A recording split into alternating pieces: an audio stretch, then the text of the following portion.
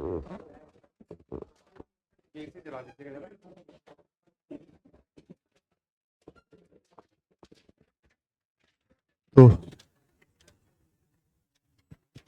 सब कुछ लाइव हो गया है ना?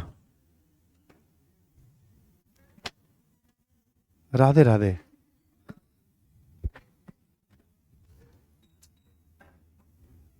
हो गया लाइव? नहीं, आपने लाइव कर दिया ना? ठीक है। तो आप सभी को दोपहर का नमस्कार और सभी ऑनलाइन स्टूडेंट्स को भी गुड आफ्टरनून, जो भी जुड़े हुए हैं। आज हमारा टॉपिक बहुत क्लियर है, हम लोग मौर्य कला पे बात करने वाले हैं।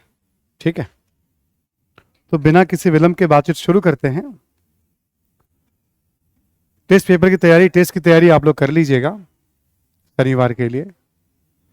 ऑब्जेक्टिव क्वेश्चन तैयार हो गए हैं, मैंने फाइनल प्रूफ कर लिया है।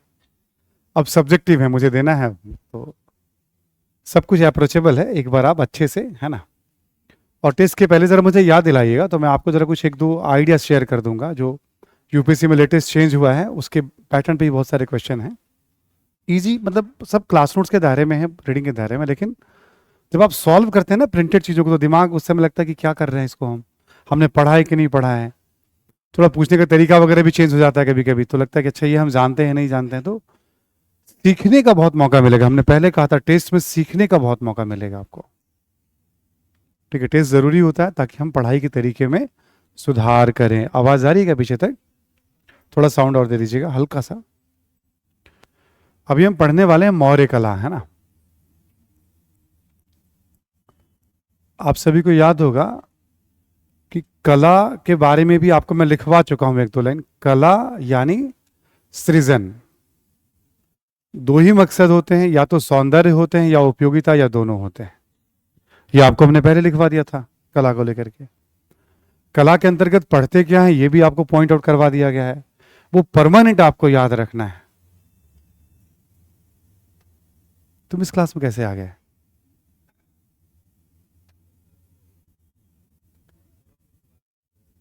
हाँ, कोई बात नहीं, बैठ जाओ। ठीक है, बैठ जाओ बैठ जाओ बैठ जाओ। ठीक है, तो नहीं, दूसरे बैच वाले हैं ना, मतलब सिंसियर स्टूडेंट रहे हैं, तो मुझे पहचान जाता हूँ। तो मुझे लग रहा, फिर कोई नया चेहरा होता तो लगने लगता है हाँ कुछ आज नया कोई बैठा है। ठीक है, तो कला का तो पूरा वो जो सीरीज मैंने आपको समझाया है ना, कल्चर के बारे में, कला के बारे में, वो सब आपको याद रखना है। वो बेस है। एंशिएंट हिस्ट्री में हमने कहा था ना, उसके बाद कुछ है नहीं। एंशिएंट मेडिवल तो उसी तरह से चलना है। अब मौर्य कला की बात करें हम, कल आपको स्ट्रक्चर हमने बना ही दिया था। दो हिस्सों में बांटकर पढ़ने जा रहे हैं इसको हम। एक स्थापत्य और दूसरा मूर्ति कला। अब देखो, स्थापत्य कैसे पढ़ते हैं आपको याद होगा। स्थापत्य जब भी पढ़ते हैं हम, तो भाई अब किन जगहों से किस प्रकार की इमारतों के साक्ष्य हमें मिल रहे हैं, किस काल के हैं, उसकी क्या विशेषता है और उसका क्या। स्थापत्य का भी एक स्ट्रक्चर लिखा दिया मैंने आपको, मूर्ति कला का भी स्ट्रक्चर बता दिया आपको। वो पढ़ते पढ़ते आपको आदत में ले आना है उस स्ट्रक्चर को। इंपॉर्टेंट है, क्योंकि जब भी आप पढ़ने जाइए ना, स्ट्रक्चर को साथ लेके जाइए आप। हमने कल बताया था स्थापत्य में पढ़ना क्या है, हमें यहाँ पे स्तंभ के बारे में पढ़ना है। ठीक है, स्तूप के बारे में अध्ययन करेंगे हम, विहार और अन्य करके हमने कहा था। कुछ कुछ जानकारी है, एक दो बातें और बता दूंगा आपको मैं। शुरू करते हैं, हम लोग स्तंभ की बात करते हैं। कल परिचय तो हो ही गया था हमारा इसके बारे में। लिखेंगे आप, शीर्षक दे दीजिए मौर्य कला, और मौर्य कला में लिखें आप पहले स्तंभ के बारे में।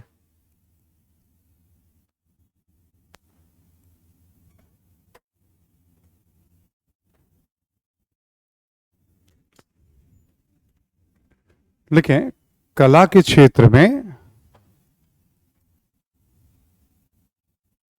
कला के क्षेत्र में मौर्य काल की एक महत्वपूर्ण विशेषता है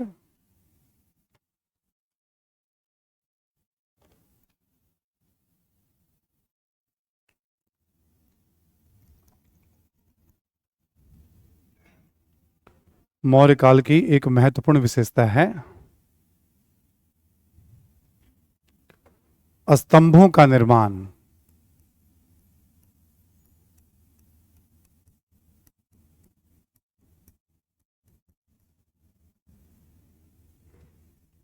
ठीक है, इसी में लिखेंगे मौर्य काल में दो प्रकार के स्तंभों के साक्ष्य मिलते हैं।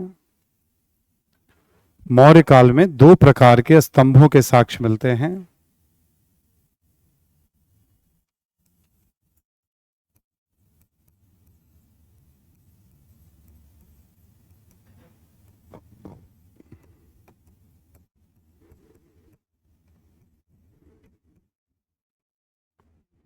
प्रथम स्मारक स्तंभ,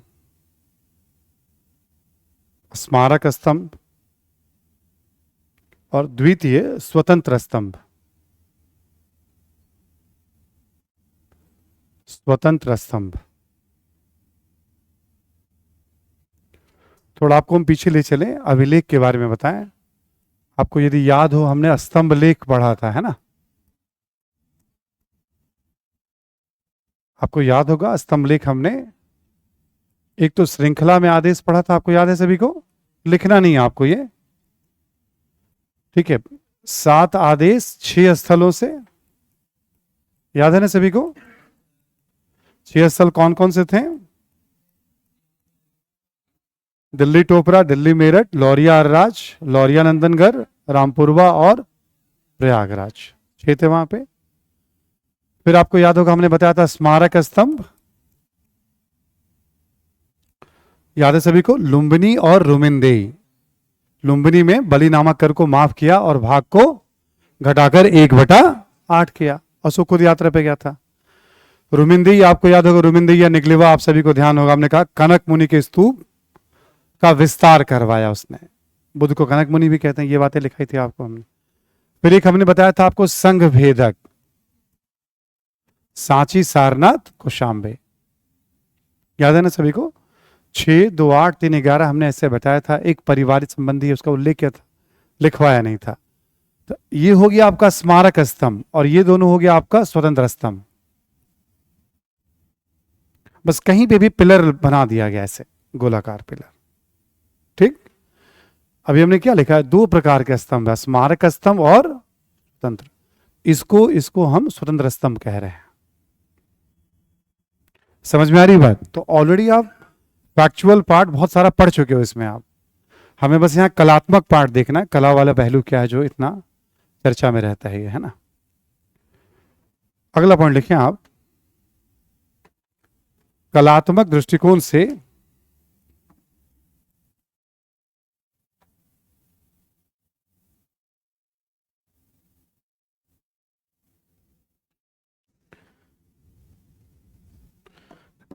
दृष्टिकोण से लिखेंगे स्वतंत्र स्तंभ का विशेष महत्व है।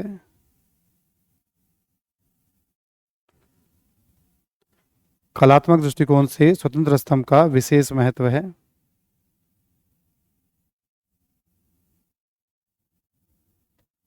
ठीक है, लिखें इन स्तंभों के साक्ष्य, इन स्तंभों के साक्ष्य सांची, सारनाथ,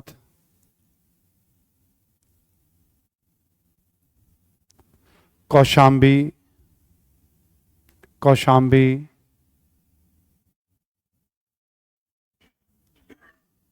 ठीक है, कौशाम्बी, रामपुरवा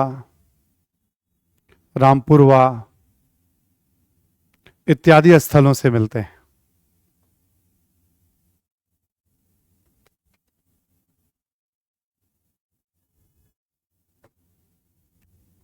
ठीक है, इनमें से क्या किया, कुछ नाम निकाल करके मैंने यहां पे इसको लिखवा दिया।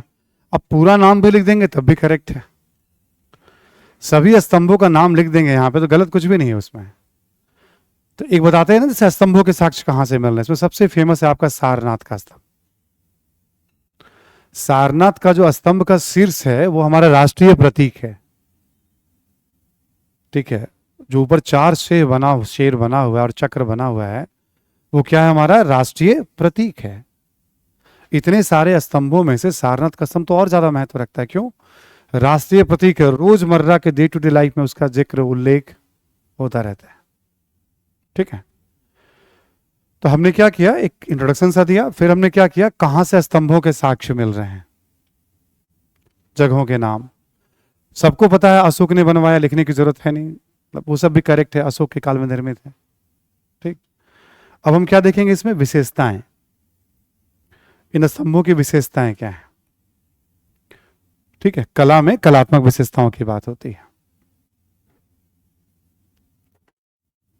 लिखते चलेंगे आप, फिर मैं डायग्राम बना के आपको दिखा दूंगा। एकास्मक पत्थर से निर्मित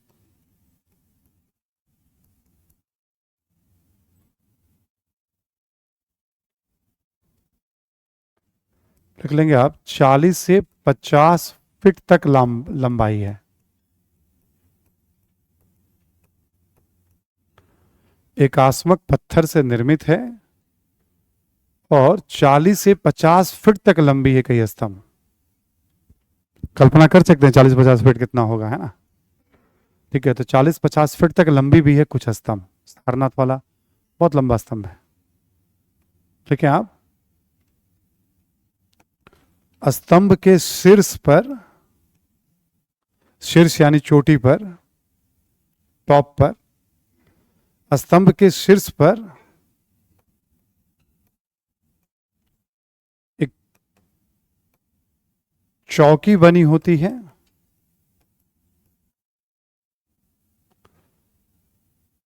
स्तंभ के शीर्ष पर चौकी बनी होती है और इस चौकी में उल्टे कमल की आकृति,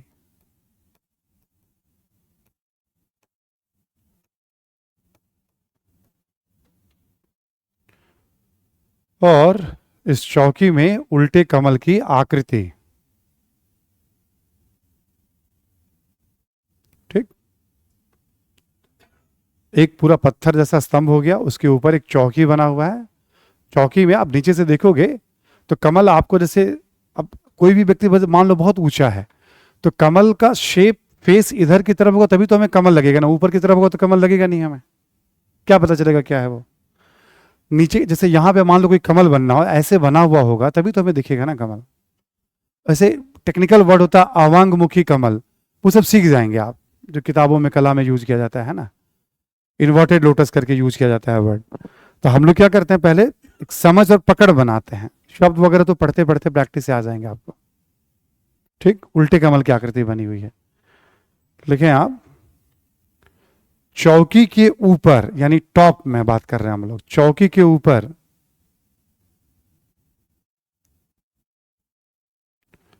चौकी के ऊपर पशुओं की मूर्तियां,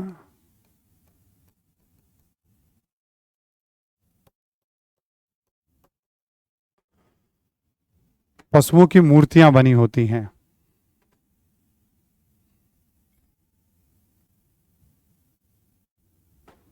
ठीक है, सबसे ऊपर जैसे मान लो सारनाथ में 4 सिंह, शेर की मूर्तियां बनी हुई सारनाथ में, प्लस चारों तरफ से 4 और पशु हैं उसपे, बट ऊपर जो मूर्ति बनी हुई है 4 शेर की बनी हुई है।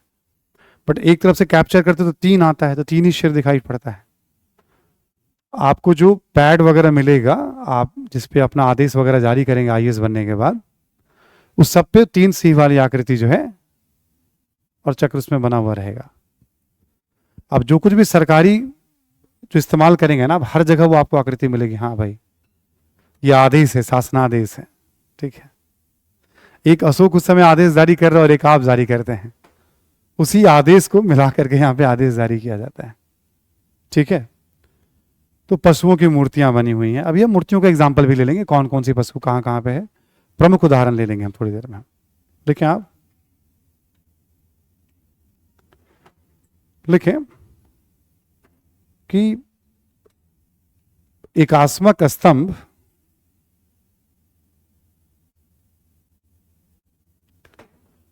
एकास्मक स्तंभ की चौड़ाई नीचे की तरफ अधिक है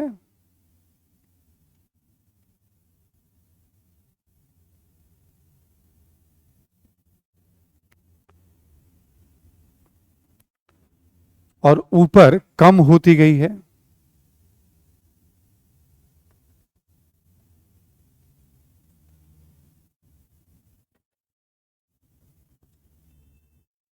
ठीक, ऊपर की तरफ क्या हो रहा है, कम, नीचे आधार ज्यादा है, ऊपर पतला होता चला गया है, नीचे चौड़ाई ज्यादा है उसकी। आगे लिखें आप,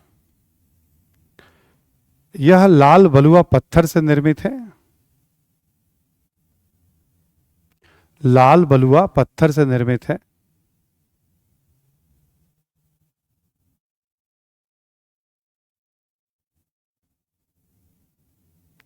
यह लाल बलुआ पत्थर से निर्मित है। ठीक है, ये जो पत्थर था, चुनार पड़ता है वहीं पे पास में, चुनार से ये सब पत्थर स्तंभ बनाए जाते थे, सब कुछ चुनार में बनता था, वहां से फिर अलग अलग स्थानों पे ले जाया जाता था। लेकिन अब निर्मित है और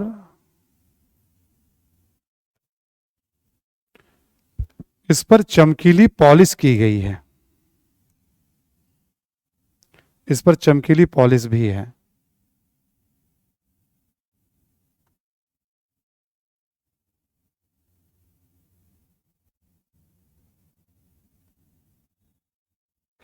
ठीक है, जैसे हम स्तंभ की बात करें हम,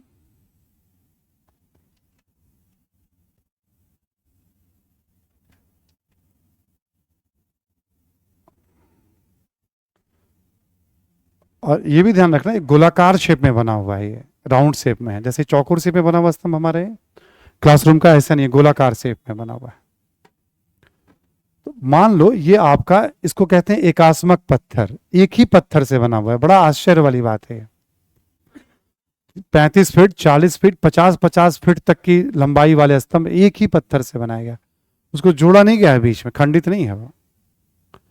हाँ, ऊपर जो चौकी बना हुआ होता है यहाँ पे, ये इसमें जोड़ा जाता है। स्तंभ के ऊपर पत्थर की एक चौकी बनी होती है, उसको उसमें जोड़ा जाता है, और इसी चौकी के शीर्ष पर यहां पे मूर्तियां बनी होती है, पशुओं की मूर्तियां।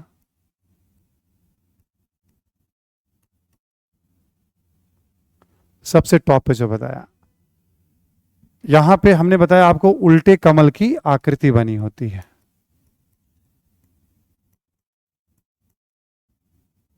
हमने बताया आधार की तरफ चौड़ा है, ऊपर ये पतला होता चला जाता है। ठीक, गोलाकार है, ये सब लाल बलुआ पत्थर से बना हुआ है, और इसके ऊपर चमकने वाली पॉलिश, उसकी चमक आज तक है। इस पे भी अनुसंधान होता है कभी कभी कि किस तरह से वो पॉलिश तैयार करते थे, जहां जहां पॉलिश किया गया है पत्थरों पे, दीवारों पे, उसकी चमक आज तक बनी हुई है। और वो विधा क्या थी अब तक समझ नहीं पाया कोई उसको भी। जैसे हम कहते हैं ना, इतिहास के ज्ञान को संरक्षित, इतिहास में बहुत कुछ सीखा जा सकता है, बहुत सारी उपयोगी बातें होती है जिससे जीवन हमारी चलते हैं। बहुत सारे ज्ञान देखेंगे आप लुप्त हो गया है, उसमें भी अनुसंधान चलता रहता है, जाने समझे, है ना। तो अभी आपको जो कुछ हमने लिखवाया, अब एक डायग्राम आप देखेंगे तो आपको ये बात समझ में आ जाएगी कि अच्छा ये एकास्मक पत्थर हो गया, है ना। इसको यष्टि भी कहते हैं कला की भाषा में। गोलाकार है ये, है ना, चमकीली पॉलिश है इस पर, यही सब बातें हमने आपको। अच्छा, बेस पर कोई सपोर्ट नहीं है, ऐसे ही धरातल पर उसको रखा गया या गाड़ दिया गया है। एक होता है ना आसपास चबूतरा वगैरह बना करके किया गया, ऐसा नहीं है। और नीचे की तरफ आपको इसमें मयूर की आकृति भी मिलेगी, आपको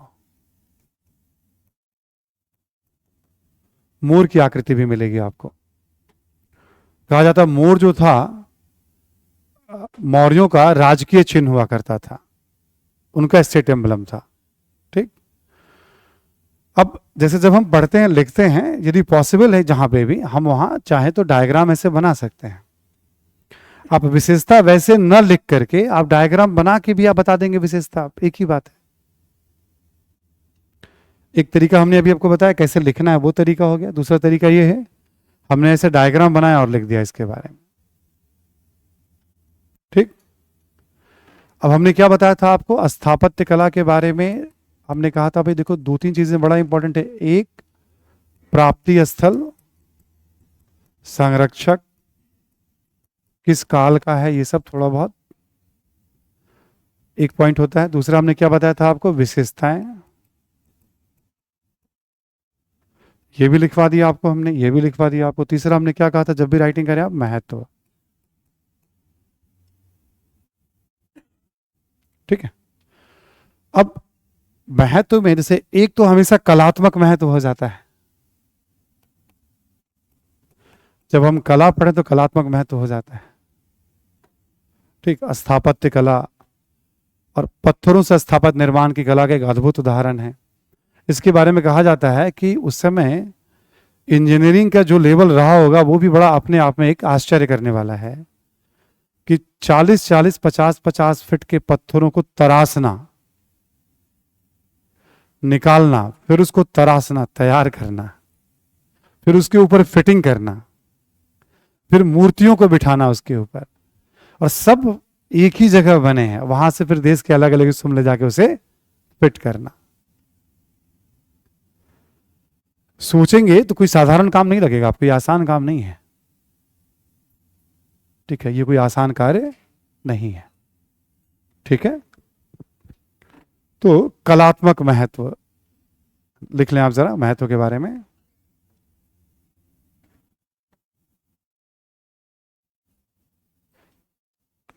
लिखें, स्थापत्य कला के साथ साथ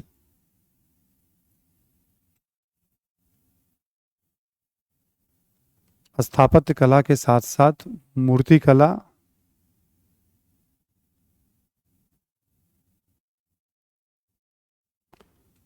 मूर्ति कला एवं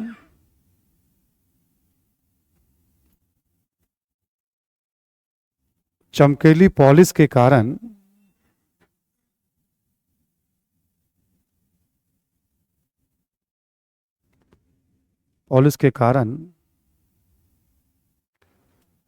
रसायन विज्ञान के दृष्टिकोण से भी महत्व रखता है।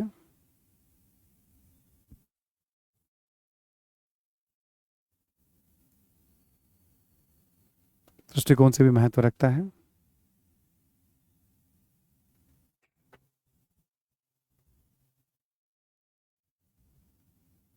ठीक है, एक कलात्मक महत्व तो हो ही गया जो भी हमने समझाया आपको। अगला पॉइंट लिखें, राजनीतिक दृष्टिकोण से भी इसका विशेष महत्व है।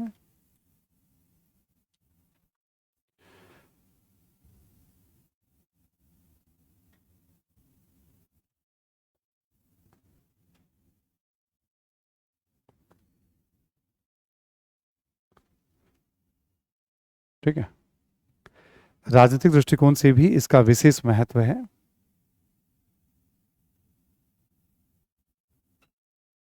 लिखें आप, अशोक की नीतियां कौमा उसके व्यक्तित्व,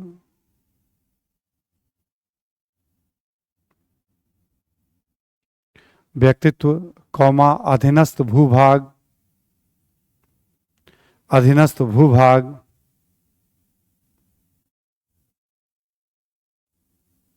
इत्यादि को जानने का महत्वपूर्ण स्रोत है। ये सब समझाऊंगा अभी आपको मैं।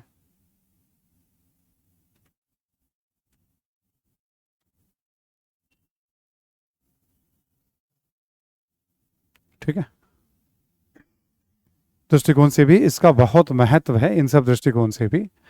अब आप देखो, आपको याद होगा श्रृंखलाबद्ध आदेश की जब हमने बात की थी यहां पे, तो हमने क्या बताया था आपको, जैसे अशोक के धम्म के बारे में पता चलता है, कल्याणकारी कार्यों के बारे में पता चलता है। मैंने बताया था आपको यहाँ पे धम्म के बारे में, कल्याणकारी कार्यों के बारे में। अब वो सब भी लिख दोगे यहाँ पे तो गलत, मतलब उस डिमांड है यदि पूछा जा रहा है आपसे लिखने के लिए। स्मारक स्तंभ से हमें क्या पता चलता है, अशोक का बौद्ध धर्म के प्रति झुकाव, कर प्रशासन के बारे में पता चलता है, स्तूप के बारे में पता चलता है कि भाई स्तूप पहले से बन रहे हैं। यहां तो भी हमने क्या बताया, स्तंभ, एक ये भी कलात्मक महत्व हो गया। इससे क्या पता चलता है, बौद्ध धर्म के बारे में, अलग अलग संप्रदायों के बारे में, बौद्ध धर्म में फूट डालने वालों के बारे में पता चलता है हमें। तो सारी बातें जो हमने वहां लिखाई हैं, आप पूरी बातों को महत्व में चाहें तो आप आसानी से रिपीट कर सकते हैं। समझ में आ रही बात सभी को? तो जब हमसे हिस्ट्री में जब भी पूछा जाता है तो मकसद दो होता है, कला के क्षेत्र में कुछ कलात्मक विशेषताओं के बारे में बताना और उसके महत्व के बारे में बताना। ठीक है, कलात्मक विशेषताएं पहली बार देख करके आप क्या बता सकते हैं इसके बारे में? जैसे चौकोर जैसा यह स्तंभ है, लगता है ईंट और सीमेंट से इसको बनाया गया है, सरिया का इसमें उपयोग किया गया है, 10, 12, 15 फीट के आसपास इसकी लंबाई है।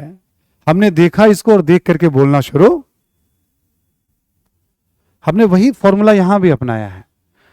हमसे यह अपेक्षा नहीं होती कि पत्थर को काटा कैसे होगा बाहर से, फिर तरासा कैसे होगा, फिर ले कैसे गया होगा उसको, फिर उसमें फिट कैसे किया होगा। सुन पा रहे हैं ना? हमसे एग्जाम में यह अपेक्षा नहीं होती है कि अब आप, ठीक है, अब उस समय का पत्थर तराशने वाला बन जाइए। अब आप, ऐसा नहीं होता है। लाल किला है तो लाल किला बना कैसे होगा, इसकी कल्पना करके बताइए। अब आप, मोटी मोटी बात है, लाल किला है तो लाल बलुआ पत्थर से है, सुरक्षा के लिए विशाल दीवारों का निर्माण किया गया है, क्षेत्रफल बहुत ज्यादा है, ऊपर आप देखोगे सुरक्षा प्रहरी के लिए ऊपर जो सुरक्षा केंद्र बने हुए हैं, 2 विशाल प्रवेश द्वार है, अंदर बहुत सारी इमारतें। हमने लाल किला को देखा और कहना शुरू कर दिया। सौंदर्य के लिए बहुत सारे गार्डन बनाए गए हैं, पानी की व्यवस्था उसमें की गई है, अलग अलग उद्देश्य से इमारतों का निर्माण किया गया, धार्मिक उद्देश्य से। हमने इतनी सारी बातें पहले नजर में देखी थी, ये सब उसका फीचर जो बनाया गया। सुन पा रहे ना सभी लोग? हमसे यही अपेक्षा होती कि नहीं, पत्थर कितने दिनों में आया होगा, कितना टन पत्थर आया होगा, कौन कौन कारीगर रहे होंगे, कोई एक मुख्य आर्किटेक्ट है, जैसे ताजमहल का फेमस है अब लाहौरी, तो हम पढ़ लेते हैं उसके बारे में, चलो लाहौरी के बारे में जान लेते हैं, आ जाएगा सवाल कभी ऑब्जेक्टिव। ठीक है, तो हमसे बस एक नजर देखा, एक समझ बनी, और 5-8 बातों को कहने की क्षमता रखनी है हमें। अब कल्पना करिए, लाल किला तो चलो ठीक है, फिर भी थोड़ा फेमस है, ऐसे ऐसे सैकड़ों किले हैं हिंदुस्तान में। ठीक, सैकड़ों किले, राजस्थान में न जाने कितने फोर्ट हैं, हर कोई ऐसा स्टेट नहीं जहां फोर्ट नहीं होगा। ठीक, तो स्पेसिफिक तो पूछता नहीं है ना, काल करके पूछता है। तो फोर्ट पढ़ने का एक पैटर्न है, तो हम लोग पैटर्न हमेशा पकड़ के चलते हैं, ताकि हम उस पैटर्न के आधार पर हम किसी भी फोर्ट का अध्ययन कर लें हम, और आराम से अपनी बात, हमें आमेर फोर्ट भी बताना तो हम 10 बातों को बता ले जाए हम जयपुर का। कॉमन कॉमन बातें पकड़ी जाती हैं ना स्टूडेंट के द्वारा, तो वो सब सिस्टम है। तो यहां पे भी जैसे हमने यहां बताया था आपको, देखो अभी एक अभिलेख है, उसकी कितनी उपयोगिता है, कला में भी उपयोगिता है, अशोक के अध्ययन में भी उपयोगिता है, सोर्स के तौर पर भी उसकी उपयोगिता है। ठीक, तो विशेषता आपके सामने भी रख दिया, और महत्व की बातें आपको हमने समरी में बता दी। अब स्तंभ में इसके अतिरिक्त आपको कुछ भी, क्योंकि हमारा सेम स्ट्रक्चर उसमें हमने इसमें लिख दिया, कर दिया। ऐसे अब स्तूप पढ़ने वाले हैं। ठीक, हम लोग अभी स्तूप स्थापत का अध्ययन करने वाले हैं। अच्छा, स्तंभ का संबंध किससे है? तो इसको किसी धर्म से नहीं जोड़ेंगे आप, इसमें धर्म का भी उल्लेख है और गैर धार्मिक बातों का भी उल्लेख है। बेसिकली ये अशोक की नीतियों से इसका संबंध किसी धर्म से। स्तंभ तो घरों में भी बनाए जाते हैं, तो ऐसा नहीं कि ये धार्मिक स्थापत्य का उदाहरण नहीं है, ये एक तरह से राजकीय स्थापत्य, शासक अपनी बात कहना चाह रहे उससे संबंधित ये एग्जाम्पल है। ठीक है, स्तंभ के बाद हम आते हैं अब स्तूप पे। पहले आपको जरा स्तूप में समझा देता हूं, फिर हम राइटिंग करेंगे स्तूप के बारे में। स्तूप का आइडिया होगा, नहीं तो 200 रुपए के नोट पे आप सभी लोग देखेंगे, एक अर्धगोलाकार ढांचा होता है स्तूप।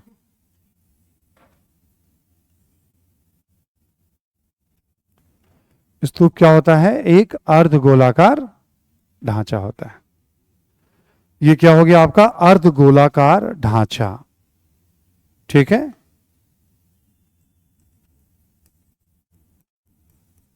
अर्धगोलाकार स्ट्रक्चर। ठीक, नीचे बेस में क्या देखेंगे आप? चबूतरा, प्लेटफॉर्म बना होता है, थोड़ी ऊंचाई पर इसको बनाया जाता है ना, चबूतरे पर इसको बनाया जाता है। ठीक, इसके लिए वर्ड यूज किया जाता है मेधी। हम लोग अभी स्तूप स्थापत्य की बात कर रहे हैं, ये धार्मिक स्थापत्य है, इसका संबंध बौद्ध धर्म से है। सारी बातें मैं लिखवाऊंगा, पहले एक बार जरा डायग्राम के थ्रू मैं आपको समझा दे रहा हूं, एक पिक्चर के थ्रू। ठीक, नीचे क्या होता है, प्लेटफॉर्म, चबूतरा होता है ना, उसको क्या कहते हैं, मेधी कहते हैं। ये हो गया आपका अर्धगोलाकार ढांचा। इसके शीर्ष पर क्या होता है, अर्धगोलाकार ढांचे के शीर्ष पर यहां बॉक्स बना होता है, एक बक्सा। ठीक, इसको कहते हैं हर्मिका। ये होता है पवित्र स्थान। ठीक है, पूरे स्तूप में सबसे पवित्र जगह माना जाता है टॉप वाले हिस्से को, क्या कहते हैं इसको, हर्मिका। ठीक, इसके ऊपर आप देखोगे हर्मिका के ऊपर भी छत्र बना हुआ होता है, डिपेंड करता है, कहीं पे 3 है, कहीं पे 7 है, कहीं पे 6 है। सबसे ऊपर में देखोगे आप छत्र बना हुआ होता है। ठीक, 4 बातें होगी, सबसे ऊपर में छत्र, फिर पवित्र स्थान, फिर अर्धगोलाकार ढांचा, फिर मेधी। ठीक है, 4 ये बातें हो गई। ऑब्वियस स्तूप है तो प्रवेश द्वार भी होगा। प्रवेश द्वार को तोरण कहते हैं।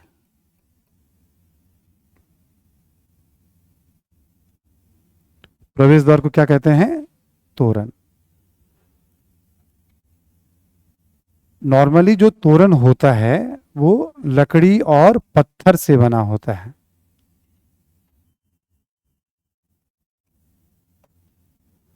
तोरण जो होता है वो, ठीक है, आप देखेंगे 2 ऐसे स्तंभ सा बना होगा, ऊपर ऐसे कवर किया हुआ होगा, उसके नीचे भी बना होगा इस तरह की कनेक्ट करने वाला। ठीक है, आप पत्थर से होगा या लकड़ी से होगा बना हुआ, ये सब वो लिखवा दूंगा जब आगे लिखवाऊंगा तो मैं। आप प्रवेश द्वार तोरण प्रायः इसी शेप का होगा, तोरण थोड़ा सा घुमावदार सा बना होता है वो। ठीक है, इसी शेप का होता है तोरण। ठीक है, प्रवेश द्वार। और फिर स्तूप के चारों तरफ सुरक्षा घेरा होगा। आप कोई भी देखेंगे प्रायः मंदिर वगैरह के चारों तरफ या तो बहुत ऊंचाई पे होता है, तो चारों तरफ बाउंड्री वॉल बना दिया जाता है। प्रवेश द्वार होगा, फिर क्या होगा, सुरक्षा घेरा।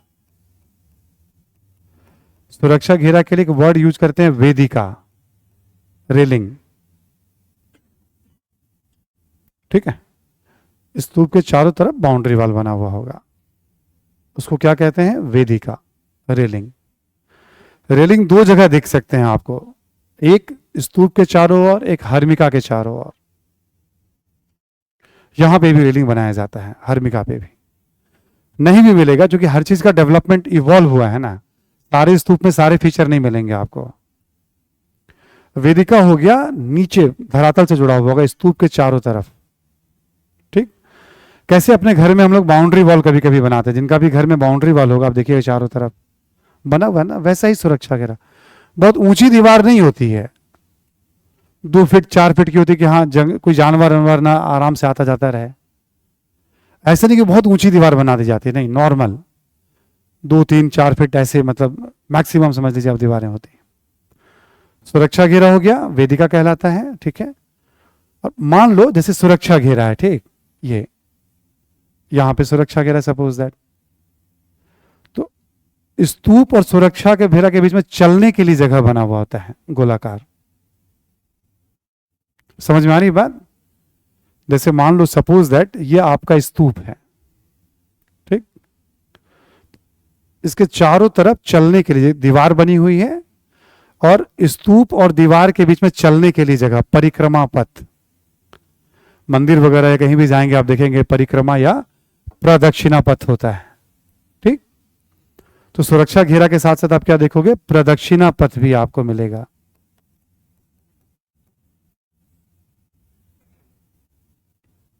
ठीक है, नोट कर लिया आप लोगों ने, नोट कर लीजिए इसको। ए भाई, नोट करना है इसको, क्या कर रहे हो तुम लोग? वहां पे हमने डायग्राम बाद में बनाया, पहले लिखवा दिया, यहां डायग्राम पहले बना दिया। एक बार आपके दिमाग में बैठ जाए फिर हम चलेंगे राइटिंग की तरफ। ठीक है,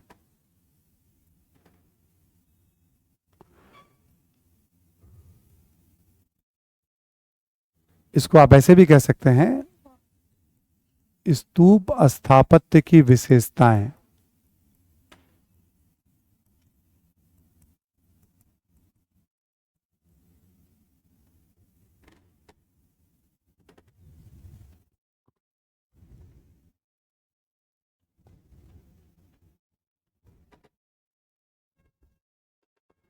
खुशबू दी, आपका मूड ऑफ है क्या? सोना ने पूछा है। खुशबू दी तुम आंसर करो। खुशबू, कहाँ गए तुम दीदी? पटना का गोल घर, दिवाकर, यस। हो गया सर। अंजलि, क्या हो गया? अच्छा, नोट कर लिया आप। शॉर्ट सिनॉप्सिस याद रहता है, क्या गाइड करना है देवव्रत मिश्रा जी? याद ही करना पड़ेगा, दूसरा कोई उपाय नहीं है।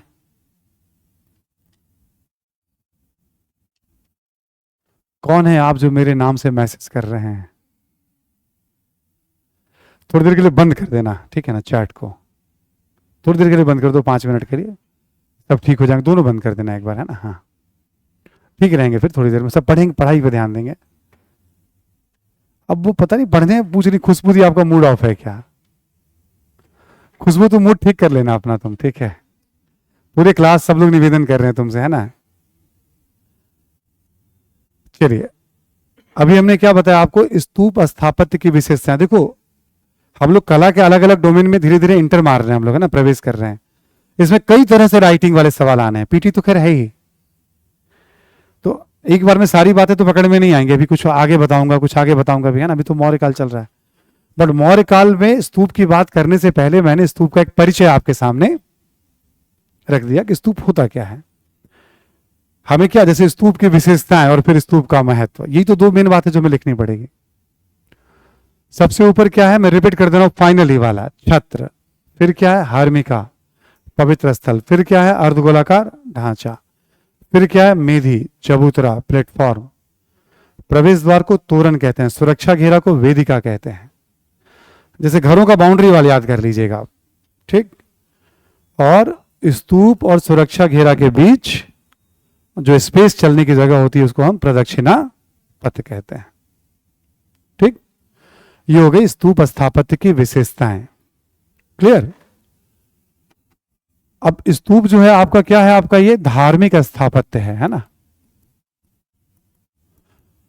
स्तंभ क्या था, धार्मिक स्थापत्य नहीं था, वो इंडिपेंडेंट था अपने आप में, ठीक?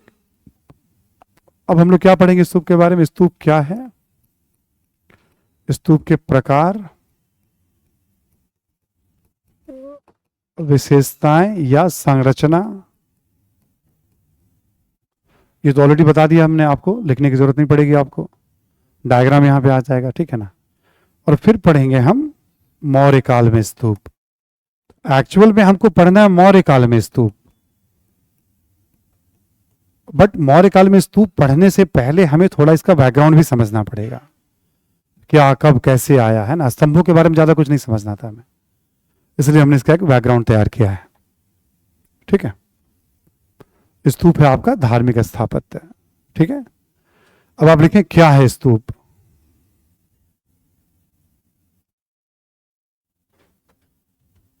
स्तूप के बारे में लिखें क्या है।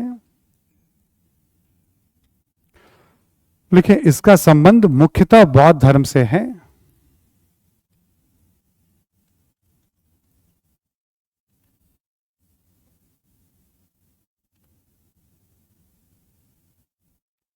मुख्यतः इसका संबंध बौद्ध धर्म से है और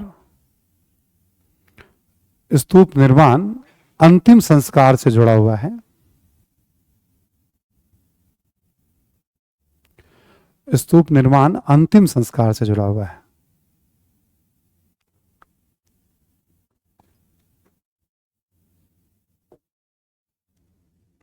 ठीक? ये भी पता रहेगा आपको, अंतिम संस्कार से जुड़ा हुआ होता है। इसी में लिखें स्तूप एक अर्धगोलाकार ढांचा होता है।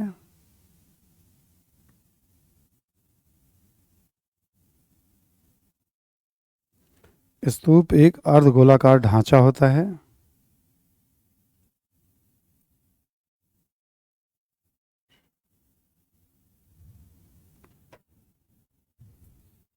एक अर्धगोलाकार ढांचा होता है जिसमें बुद्ध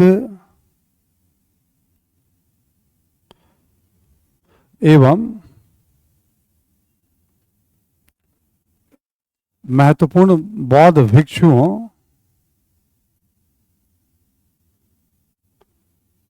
के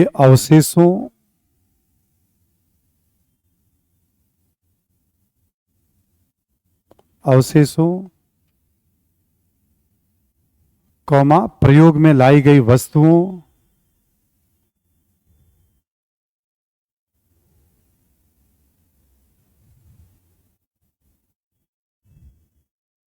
प्रयोग में लाई गई वस्तुओं इत्यादि को केंद्र में रख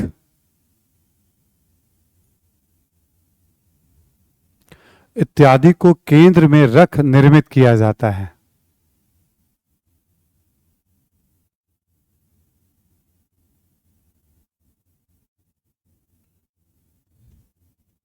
ठीक, इत्यादि को केंद्र में रख निर्मित, जैसे बुद्ध के अवशेष हैं, उनके द्वारा प्रयोग में लाई गई वस्तुएं हैं। आगे बहुत सारे भिक्षुओं के लिए भी स्तूप बनेंगे, ऐसा नहीं केवल बुद्ध के लिए स्तूप बना है, भिक्षुओं के लिए भी बनेंगे बहुत सारे स्तूप।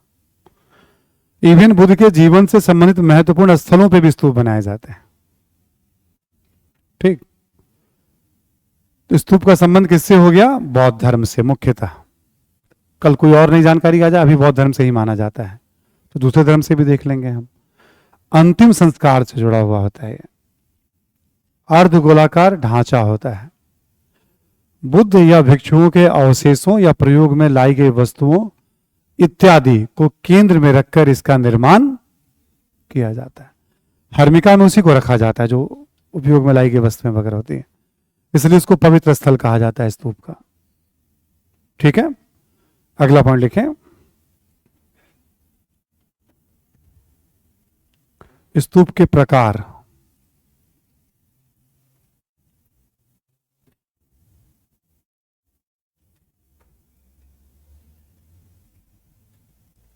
स्तूप के प्रकार लिख लें आप। शारीरिक,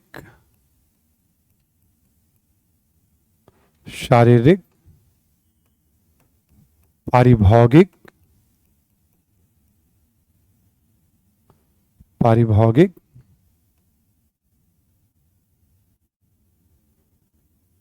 उद्देशिक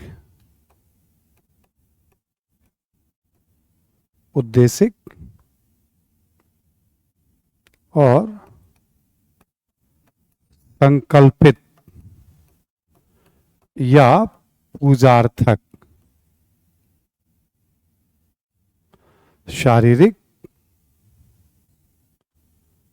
पारिभौगिक, उद्देशिक, संकल्पित या पूजार्थक। ठीक है, शारीरिक में क्या होता है? शारीरिक अवशेष,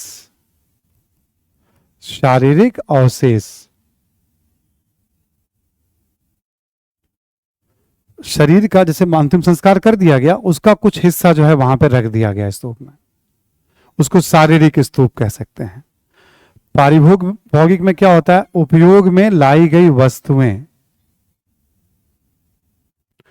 पारिभौगिक में क्या होता है? उपयोग में लाई गई वस्तुएं। ठीक है, उपयोग में लाई गई वस्तुएं। उद्देशिक में क्या होता है? महत्वपूर्ण स्थल जीवन से जो जुड़े हुए हैं, महत्वपूर्ण स्थल। ठीक है, और संकल्पित या पूजा अर्थक में क्या होता है? पूजा के उद्देश्य से।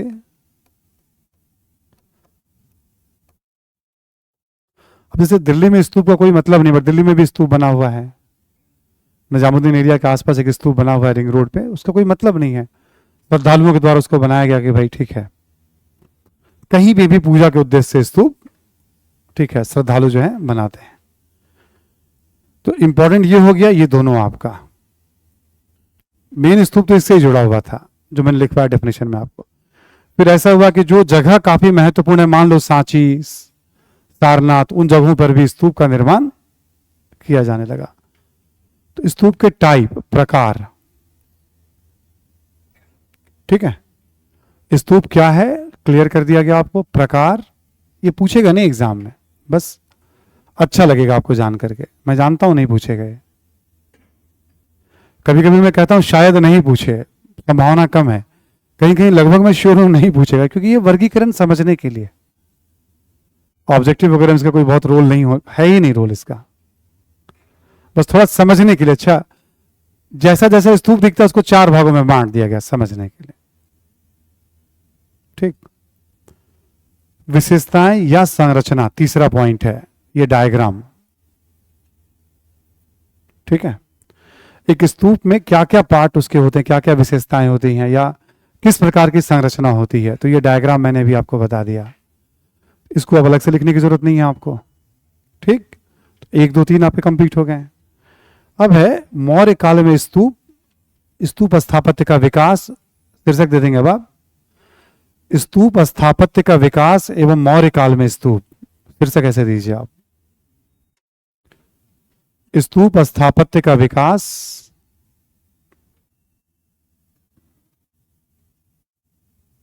स्तूप स्थापत्य का विकास एवं मौर्य काल में स्तूप,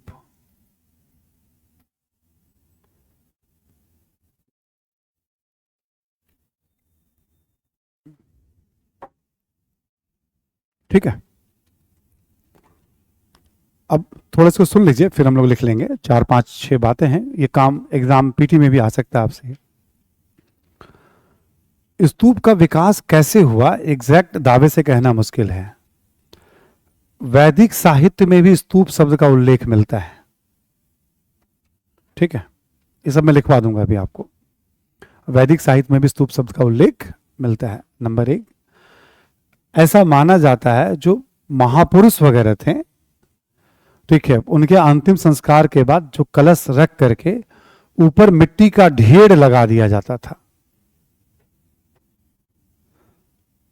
कुछ ऐसी परंपरा प्रचलित रही है कि अंतिम संस्कार के में कलश अवशेष लेकर के कहीं रख दिया जाता था, उस पर मिट्टी का ढेर, तो ये अलग से दिखने लगता था, कहा कुछ अलग है ये, या कुछ अलग किस्म का व्यक्ति रहा है ये, ऐसी परंपराएं प्रचलित रही होंगी।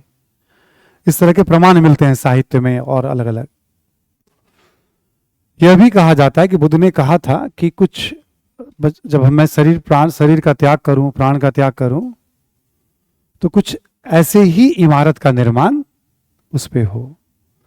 क्या मकसद हो सकता है उसके पीछे? मकसद ये हो सकता है जब ऐसी इमारत का निर्माण, ताकि आने वाली पीढ़ियां जब भी पूछे ये किसकी इमारत है, किसके लिए बना है, तो बुद्ध के लिए बना है। बुद्ध कौन है? तो फिर बुद्ध की शिक्षा, बुद्ध की बातें आने वाली पीढ़ी को,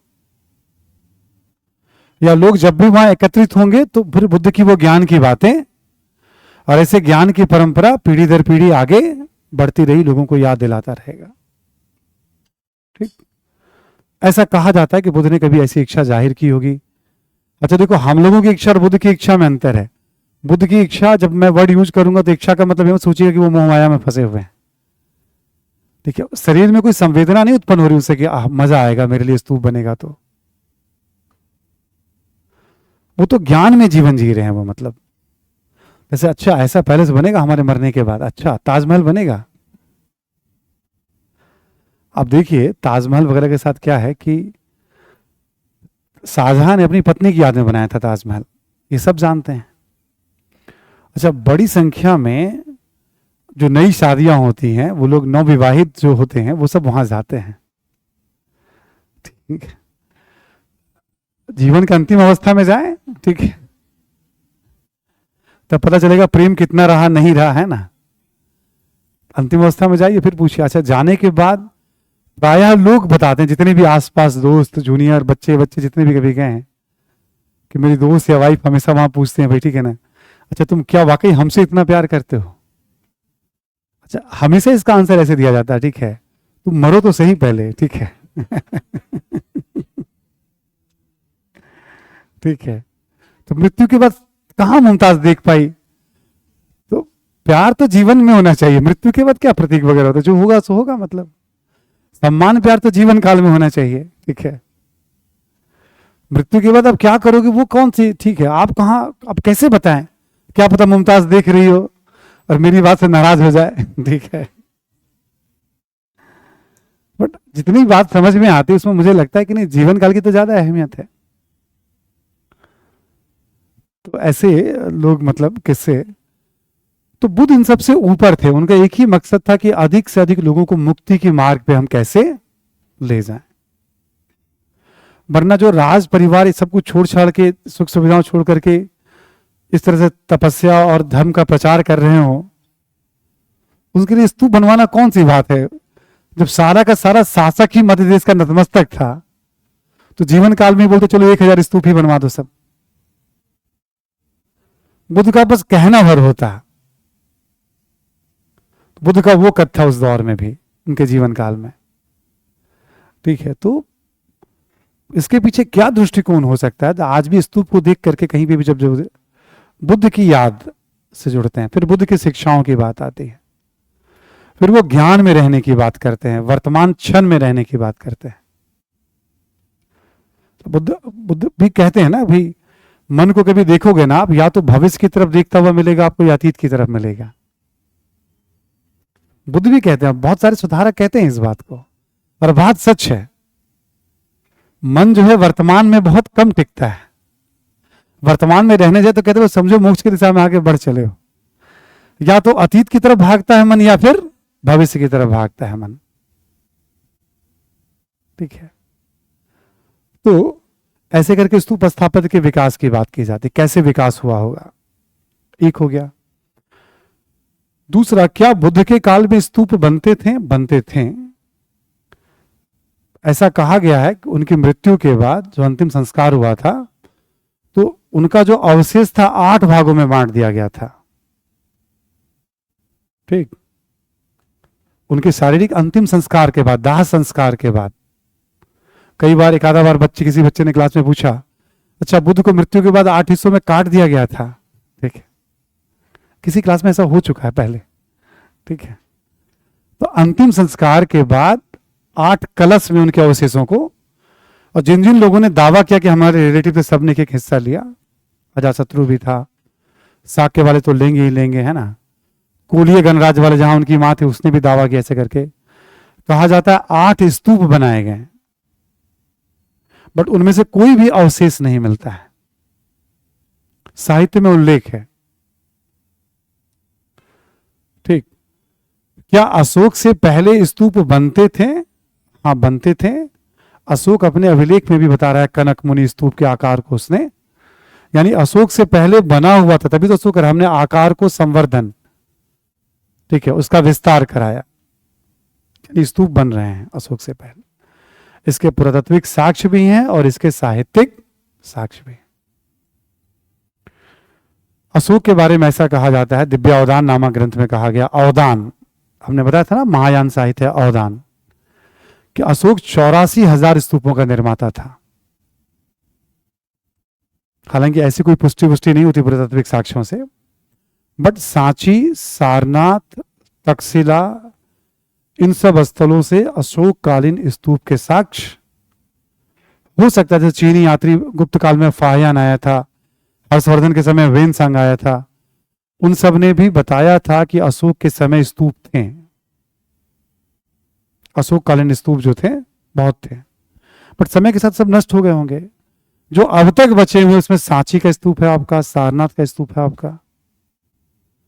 ठीक है, समय समय पे जैसे मान लो एक इमारत है, फिर कोई शासक उसको पुनः निर्माण करवा देता है, फिर पुनः निर्माण, ऐसे चलता रहता है। ऐसा नहीं कि वो उसी फॉर्म में जिस फॉर्म में बना था। कोई मंदिर आप देखेंगे अपने गांव समाज में, देखिए आप, मंदिर की नींव रखी गई, इमारत खड़ी हो गई, अगले साल 2 साल के बाद किसी ने आया, इतना दान दे दिया तो पता चला टाइल्स किसी ने लगा दिया, फिर किसी ने दान दे दिया तो पता चला एक घेरा बना दिया गया उसमें, फिर किसी ने और दान कर दिया तो कुछ और उसमें ऐड ऑन कर दिया गया। तो आप देखोगे धर्मस्थलों पे निर्माण के कार्य चलते रहते हैं, चलते रहते हैं।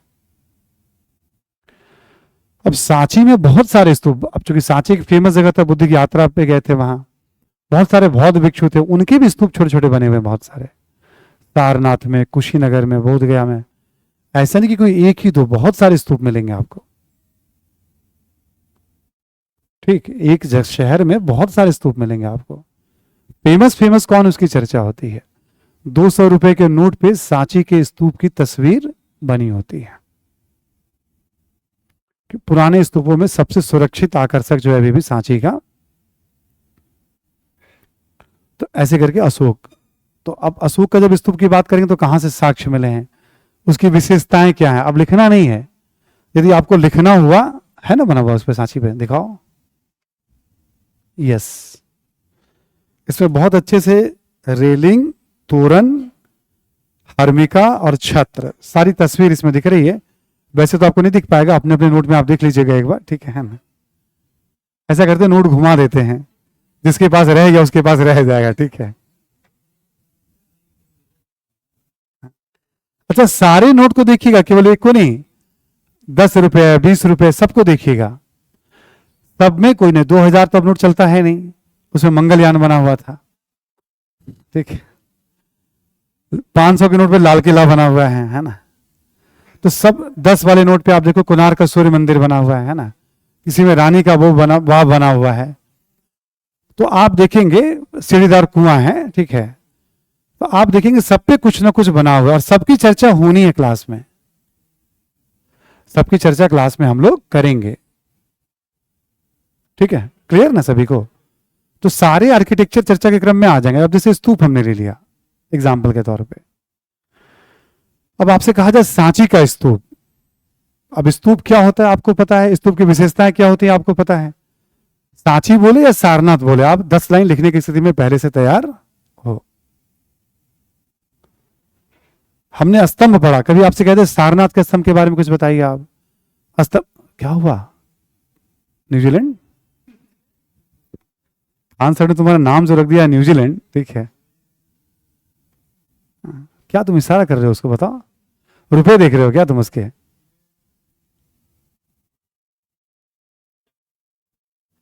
क्या कह रहा है, 20 रुपए रख ले। क्या कौन सा बना हुआ 20 रुपए पे, एलोरा बना हुआ 20 रुपए, दैट्स गुड। एलोरा भी अभी आगे आएगा, पढ़ेंगे हम लोग, है ना, एलोरा के। तो ये सब अब सोचो ना, 10 20 50 रुपए हर कोई यूज करता है। तो थोड़ा भी ध्यान से कोई देखेगा तो कॉमन व्यक्ति को भी पता होता है इसके बारे में, ठीक है। तो ये कैसे, अब हमने कहा स्तूप स्थापत्य का विकास और मौर्य काल दोनों को हमने एक साथ ले लिया। क्यों, इसके बाद वाले काल में स्तूप, फिर गुप्त काल में स्तूप, फिर पूरे प्राचीन भारत में स्तूप, ऐसे करके कलेक्शन होगा। तो अभी तो हम पढ़ रहे हैं मौर्य स्थापत्य, उसमें स्तूप की बात आ गई है। तो हमने स्तूप का एक पूरा परिचय आपको दे दिया है, बता दिया स्तूप के बारे में आपको क्या है, उसके टाइप्स क्या हैं, उसकी विशेषताएं क्या है। अब हम क्या पढ़ने जा रहे हैं, स्तूप स्थापत्य का विकास और मौर्य काल में स्तूप। चूंकि अब टॉपिक हमारा मौर्य काल है, बट इसमें हमने जानबूझ के विकास से लिया, क्योंकि विकास भी आपसे पूछ सकता है कभी, कैसे विकास हुआ। लिखें स्टेप बाय स्टेप।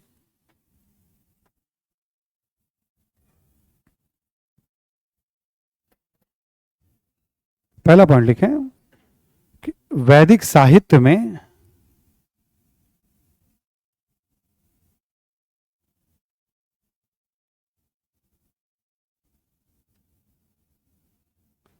ठीक है, वैदिक साहित्य में स्तूप शब्द का उल्लेख मिलता है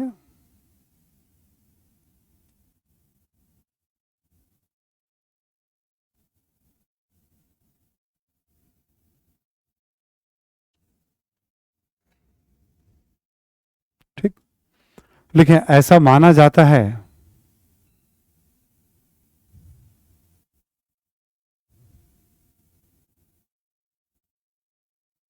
कि महापुरुषों के अंतिम संस्कार,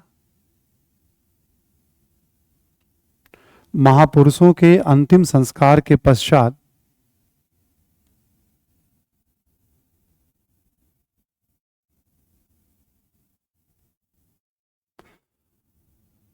कलश में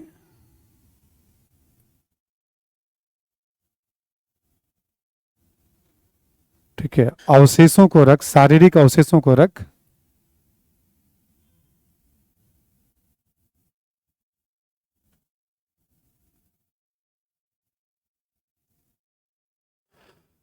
मिट्टी से ढक दिया जाता था।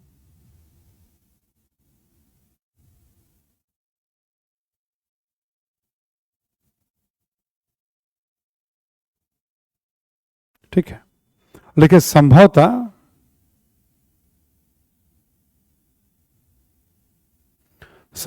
इससे ही स्तूप निर्माण की प्रेरणा मिली होगी।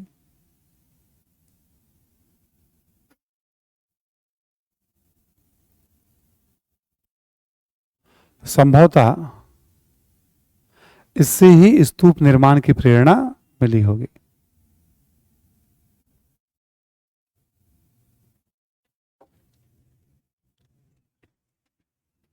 अगला पॉइंट लिखें, ऐसा उल्लेख मिलता है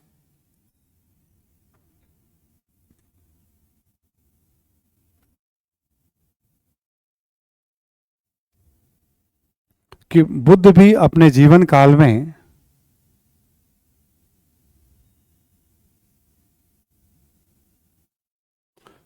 किसी अवसर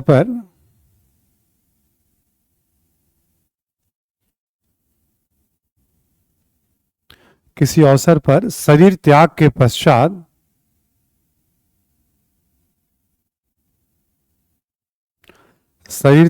पश्चात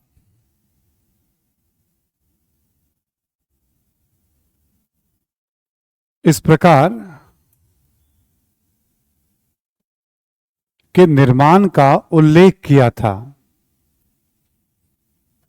इस प्रकार के निर्माण का उल्लेख किया था।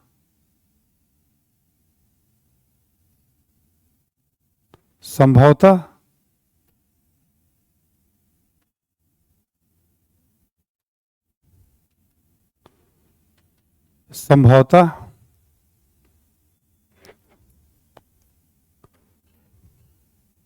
उल्लेख किया था।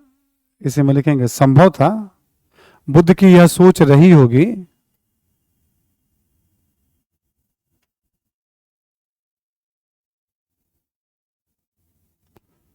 कि इसके माध्यम से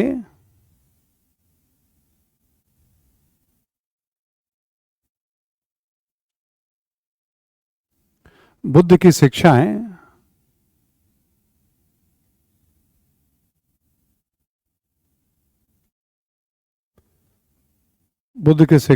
पीढ़ी दर पीढ़ी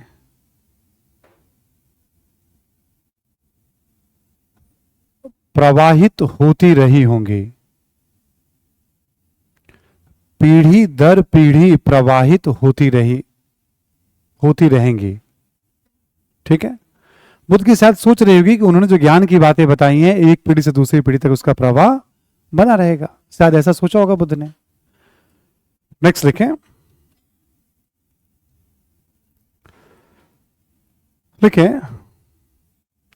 अशोक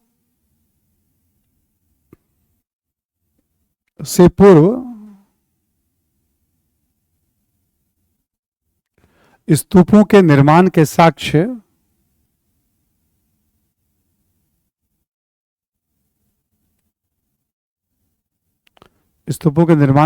मिलते हैं। ठीक है, स्तूपों के निर्माण के साक्ष्य मिलते हैं। अशोक से पूर्व लिखें, आप इसे में लिखें कि बुद्ध के अंतिम संस्कार के पश्चात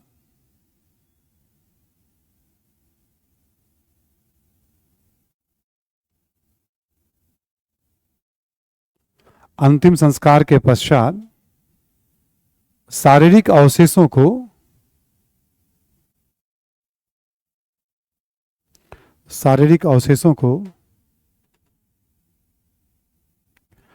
8 भागों में बांटा गया।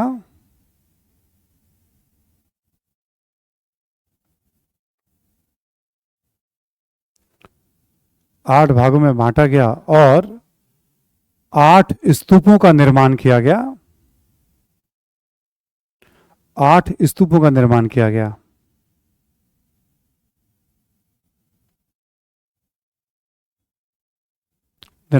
गया। लिखें, हालांकि इन स्तूपों के अवशेष नहीं मिलते हैं।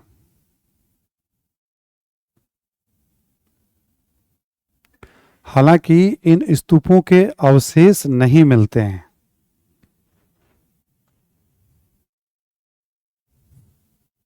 ठीक है, इन स्तूपों के अवशेष नहीं मिलते हैं। नेक्स्ट पॉइंट लिखें आप कि अशोक के अभिलेखों में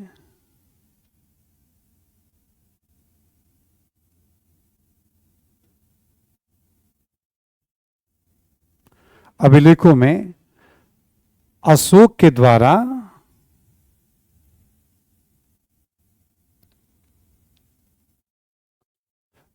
द्वारा कनक मुनि के स्तूप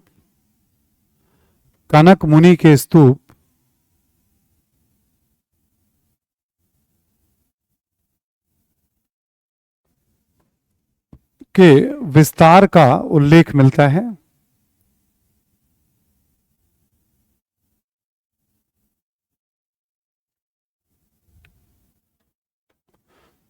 ठीक है, विस्तार का उल्लेख मिलता है, यानी ये दोनों प्रमाण ये बता रहे हैं कि अशोक से पहले स्तूपों का निर्माण हो रहा था।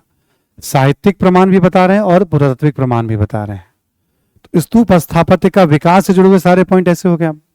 अब मौर्य काल में क्या हुआ, अब आ रहे हैं मौर्य काल में हम, यानी अब तक जो हमने पढ़ा, एक तरह समझो 4 हिस्सों में पढ़ा इसको हमने। स्तूप क्या है, प्रकार, संरचना और स्तूप स्थापत्य का विकास। इन चारों का संबंध डायरेक्ट मौर्य काल से नहीं था, बट स्तूप एक फेमस आर्किटेक्चर है, स्थापत्य है, तो हमें इसके बारे में कंप्लीट तैयारी रखनी है मेंस के पॉइंट ऑफ व्यू से। जब प्रारंभिक परीक्षा तो ऑटोमेटिक इसमें आ जाएगा, सारे इंफॉर्मेशन आ रहे हैं जो आने हैं। अगला पॉइंट लिखें आप,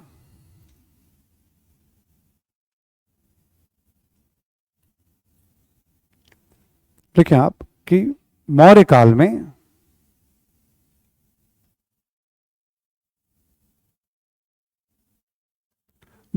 में विशेषकर अशोक के काल में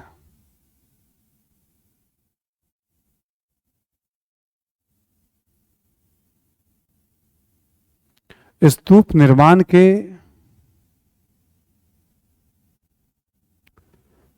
के साहित्यिक एवं पुरातात्विक दोनों साक्ष्य मिलते हैं।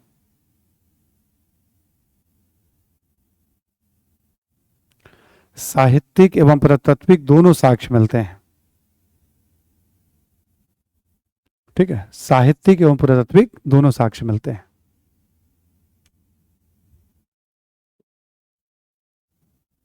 सर आप कहां से हो? मैं राजस्थान से हूं।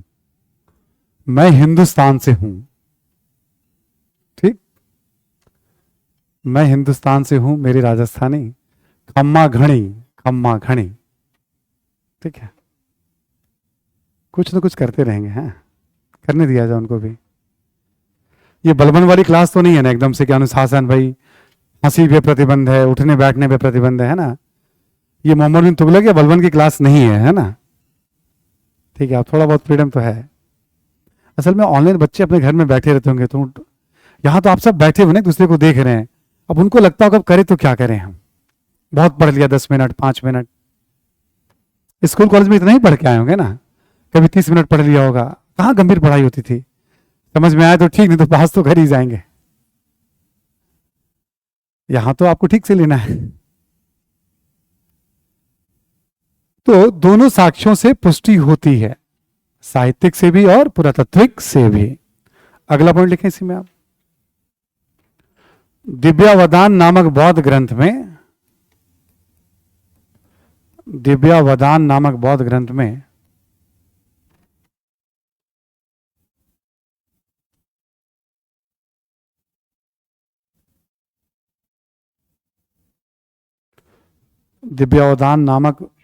बौद्ध ग्रंथ में अशोक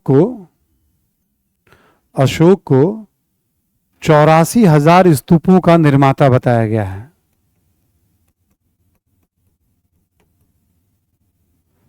84,000, 84,000।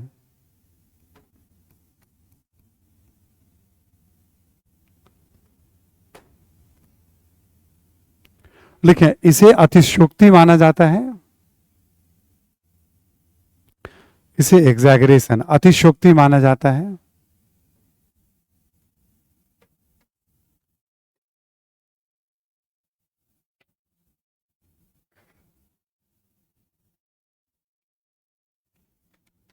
ठीक है, इसे अतिशयोक्ति माना जाता है। अगला पॉइंट लिखिए, हालांकि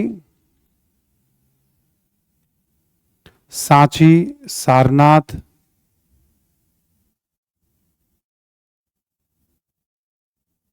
तक्षशिला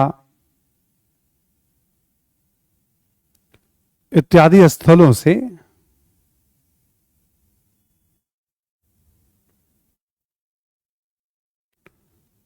अशोक के काल में निर्मित स्तूपों के साक्ष्य मिलते हैं।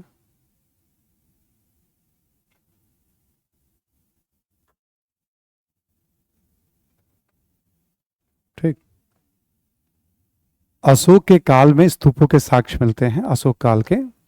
सांची, सारनाथ, तक्षशिला, है ना, ये पुरातात्विक साक्ष्य भी मिल रहे हैं इसके। इवन बोध गया से भी कुछ प्रमाण की बात है, लेकिन बहुत टूटी फूटी अवस्था में है वो, इसलिए हमने इत्यादि लगा दिया आपको कि इन स्थलों से पहचान हो जाती है अशोक कालीन स्तूप है।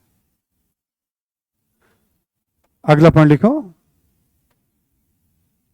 इन स्तूपों की विशेषताएं हैं।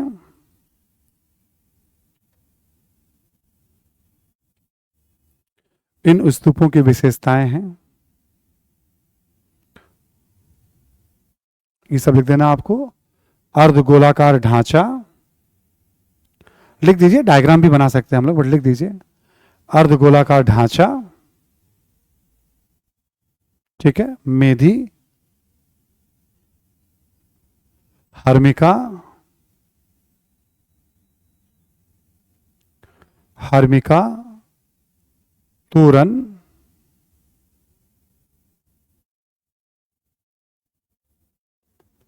तोरण, वेदिका इत्यादि, वेदिका इत्यादि। नोट कर लिया आप लोगों ने इसको, ठीक है, वेदिका इत्यादि। तो जहां पे भी लिखेंगे ना, अब आपको लगता है यहां पे डायग्राम बनाना है, जैसे लग रहा है जरूरत है, तो डायग्राम बना के पूरी बात बता दीजिएगा आप। किसी भी काल में स्तूप की बात होगी तो ये डायग्राम बना दीजिएगा। अर्धगोलाकार ढांचा, ऊपर में हर्मिका, इसके ऊपर में छत्र, ठीक है, नीचे मेधी, ठीक है, प्रवेश द्वार को तोरण कहते हैं, सुरक्षा घेरा वेदिका हो गया आपका, और प्रदक्षिणा पथ हो गया दोनों के बीच में। ठीक है, ये कभी भी आप डायग्राम बना करके, ठीक, तो ये अब अशोक की बात हो रही है इसमें। अगला पॉइंट लिखें, अशोक कालीन स्तूप ईंटों से निर्मित है।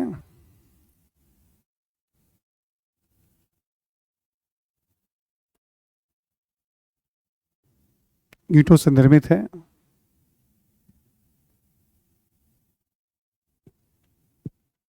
ठीक, और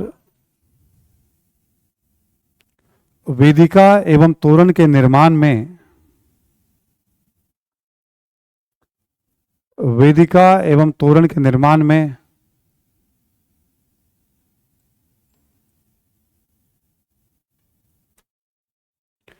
वेदिका एवं तोरण के निर्माण में संभवतः लकड़ी का उपयोग किया गया था।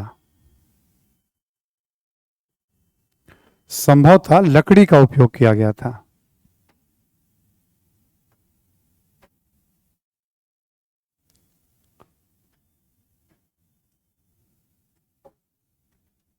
ठीक है,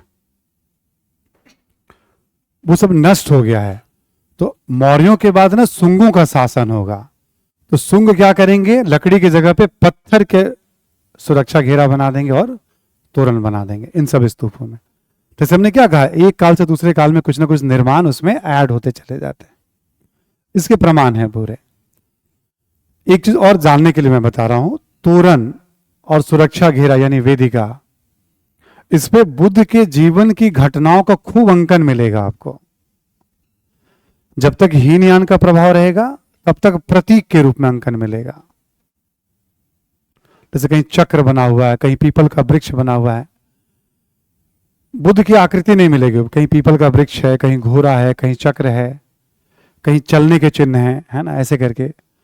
तो वो प्रतीक बताता है बुद्ध के बारे में।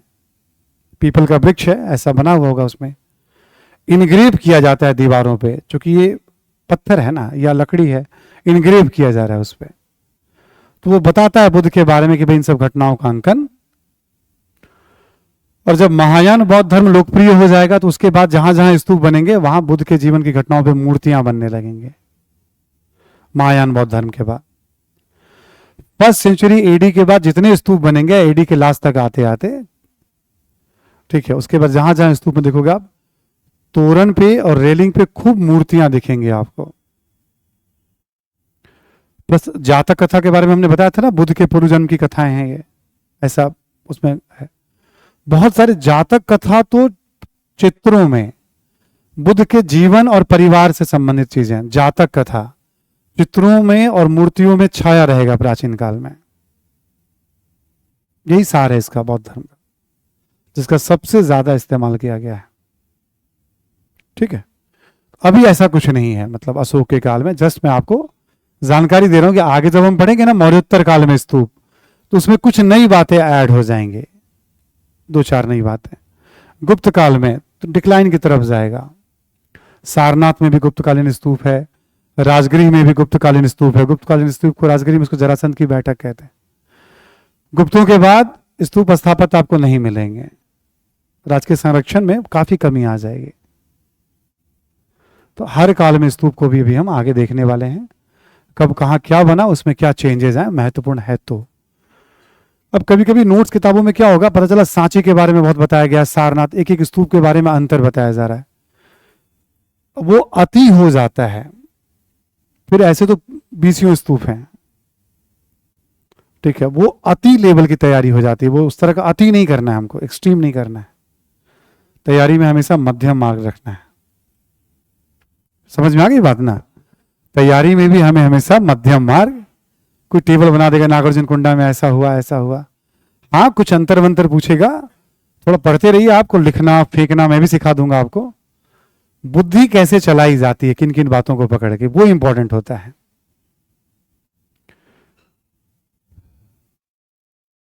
सुन रहे हैं ना सभी लोग, या सो रहे हैं सभी लोग?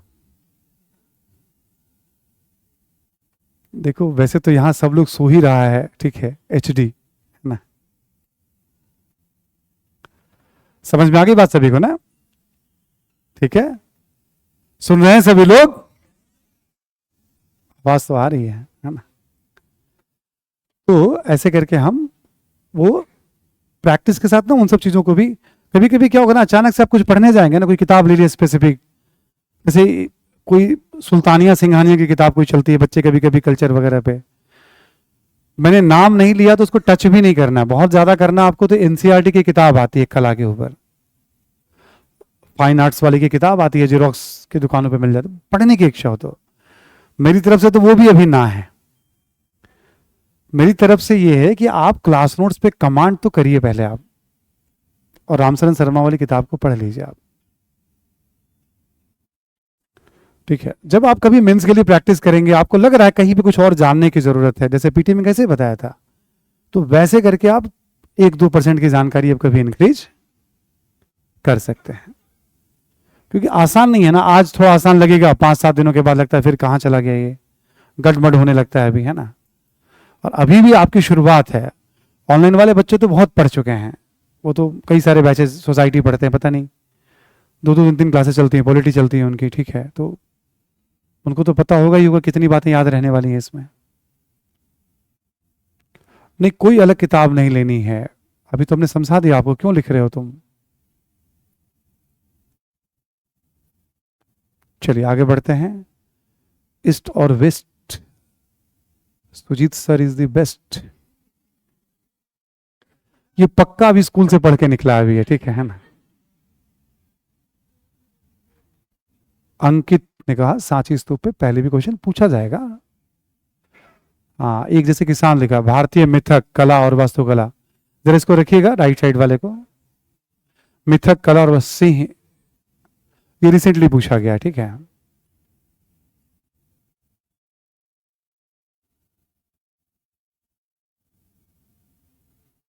अच्छा, निस्क वाले पे का अवधेश ने लिखा, ठीक है, मैं चेक कर लूंगा अवधेश उसको, है ना। तो एक अभी सवाल पूछा गया, तो पिछले 5-6 सालों का हमने डिस्कशन करा रखा है, और एंशिएंट मेडिवल हिस्ट्री के डिस्कशन में हमने ये देखा है करीब 8 क्वेश्चन डिस्कशन कराए हैं, तो 7 क्वेश्चन 6 क्वेश्चन तो कॉमन सेंस पे सॉल्व हो रहे हैं मेंस में, तो प्रारंभिक परीक्षा की सामान्य जानकारी तो बहुत अच्छा उत्तर हो जाएगा आपका। इस बार भी जो पूछा गया बहुत सामान्य, पीटी वाली जानकारी है तो मेंस में आप आसानी से सॉल्व, इस बार भी जो पूछा गया है। 6 सालों में एक आधा क्वेश्चन को छोड़ दें तो ऐसा ही है। कॉमन सेंस थोड़ा अप्लाई करिए, थोड़ी जानकारी है तो आप लिख देंगे उसको आप, ठीक है। आगे लिखते हैं हम लोग, है ना। तो अशोक पे हमने जो लास्ट में आपको लिखवाया कि भाई स्तूप के बारे में क्या क्या हमें जानकारी मिलती है फाइनली, और पत्थर लकड़ी वगैरह का यूज। अब अशोक के बारे में कुछ नहीं लिखना है। अब स्तूप की चर्चा आगे वाले काल में होगी जब हम पढ़ेंगे तो हम, ठीक। तो हम लोग क्या पढ़ रहे हैं इस समय? हम लोग पढ़ रहे हैं इस समय मौर्यकालीन स्थापत्य। स्थापत्य में हमने स्तंभ के बारे में पढ़ा और स्तूप के बारे में पढ़ा, ठीक। लिखिए आप जरा अब इसके बाद विहार के बारे में।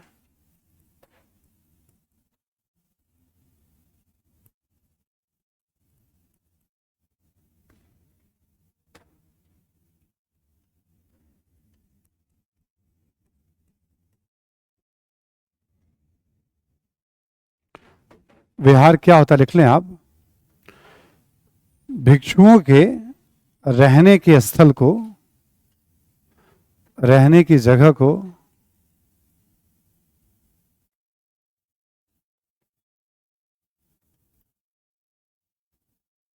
ठीक है ना, रहने की जगह या स्थल को विहार कहते हैं।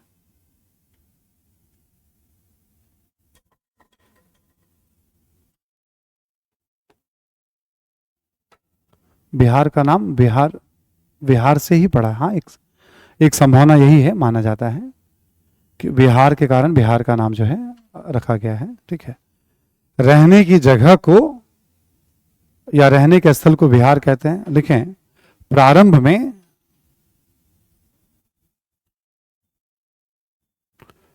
जैन एवं बौद्ध धर्म में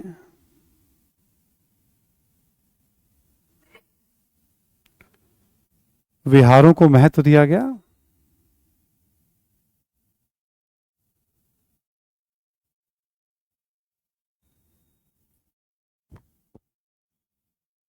और आगे चलकर ब्राह्मण धर्म में भी।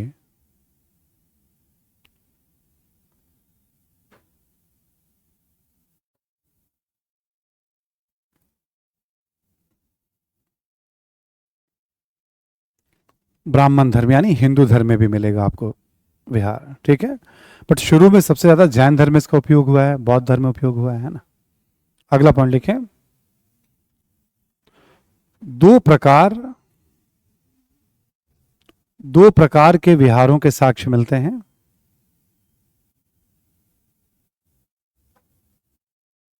दो प्रकार के विहारों के साक्ष्य मिलते हैं।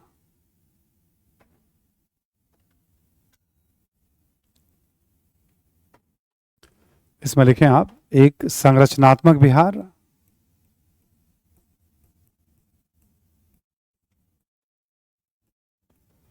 संरचनात्मक विहार ये कुछ भी, जैसे आप मान लीजिए लकड़ी से, है ना, सपोज दैट, या ईंटों से या पत्थर से निर्मित विहार जो हो गया आपका,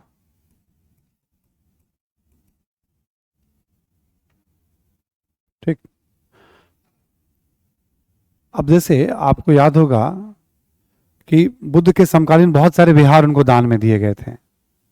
जेतवन विहार आपको याद होगा, पूर्वाराम विहार, वेलुवन विहार जो आपका राजगृह वाला था, है ना, ऐसे करके, आम्र वाटिका, ये सब बताया था हमने। तो वो सब क्या था? वन, जंगल वाला ही क्षेत्र तो था ना। लकड़ी इत्यादि से बने हुए तो विहार थे जहां बौद्ध भिक्षु रहेंगे वहां पे, बांस से, लकड़ी से, सबसे बने हुए विहार थे। एक हो गया संरचनात्मक विहार जिसका निर्माण किया जा रहा है, अलग से बनाया जा रहा है। दूसरा कहते हैं गुफा विहार।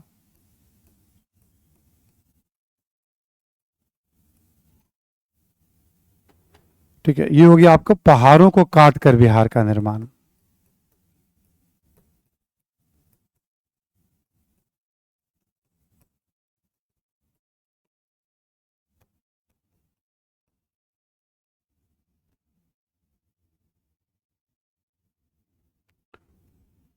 ठीक है, एक तो हो गया विहार क्या है, उसके बारे में हमने देखा। दूसरा, दो टाइप के विहार दिखेंगे, संरचनात्मक और गुफा। संरचनात्मक विहार में, विहार तो हो गया भिक्षुओं की रहने की जगह, संरचनात्मक विहार में ही आपको एक मिलेगा महाविहार, जैसे नालंदा महाविहार, विक्रमशिला महाविहार। वहां पे भिक्षु और छात्र रहते भी थे और पढ़ते और पढ़ाते भी थे। महाविहार का मतलब आवासीय केंद्र भी है और वो शिक्षा का केंद्र भी है। ठीक, वो भी संरचनात्मक वाली श्रेणी में ही उसका भी जिक्र मिल जाता है। ठीक, तो दो तरह के मिलेंगे आपको, संरचनात्मक और गुफा, पहाड़ों को काट करके। ठीक, एक परिचय से हो गया। अब हम आते हैं मौर्य काल में।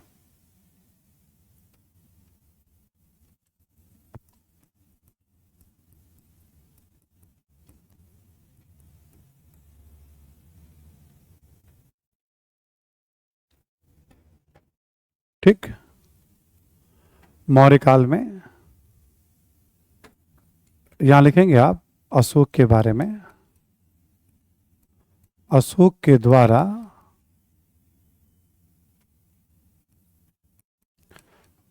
बराबर की पहाड़ियों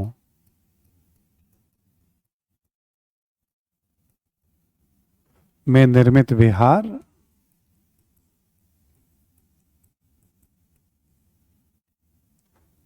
बराबर की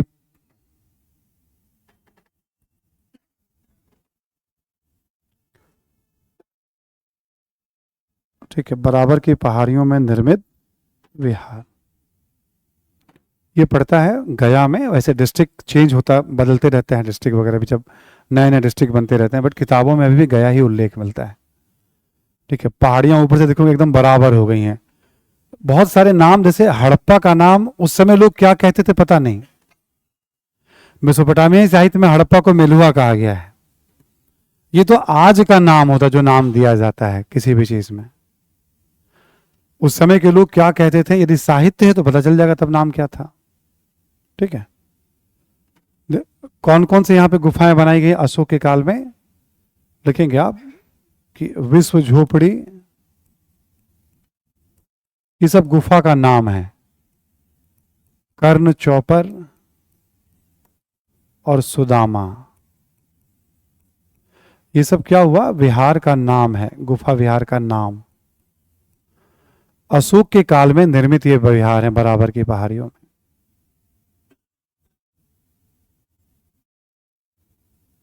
ठीक है, नाम याद रखना होगा आपको ऑब्जेक्टिव के मकसद से भी। ठीक है, फिर इसके बाद है दशरथ।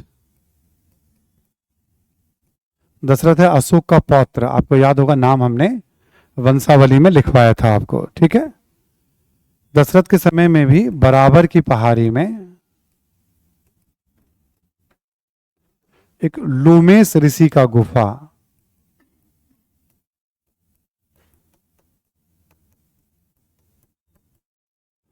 विहार का निर्माण कराया था।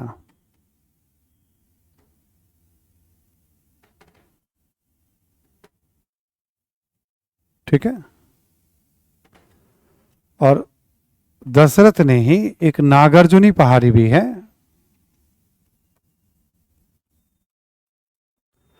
नागार्जुनी पहाड़ी में गोपिका गुफा का भी निर्माण कराया था।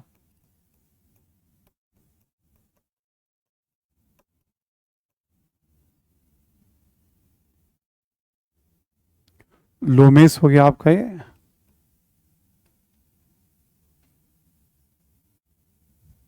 ठीक है, और भी विहार हैं, ये थोड़े ज्यादा इनके नाम मिलते हैं। दशरथ के द्वारा निर्मित और भी विहारों का उल्लेख मिलता है। ठीक है, इनके नाम ज्यादा मिलते हैं, तो ये नाम थोड़ा ध्यान रह जाएगा कहाँ बना है। ठीक है, अभी डिस्ट्रिक्ट इस समय चेंज है अब वो, बट गया ही किताबों में मिलता है। आप आईएएस वाली तैयारी में तो वैसे ही पूछेगा आपसे, यदि पूछा भी तो। ठीक है, अशोक और दशरथ के द्वारा, है ना। अगला पॉइंट लिखिए आप बिहारों के बारे में। लिखें इन गुफाओं में इसको लिखें कि इन विहारों की सामान्य विशेषताएं हैं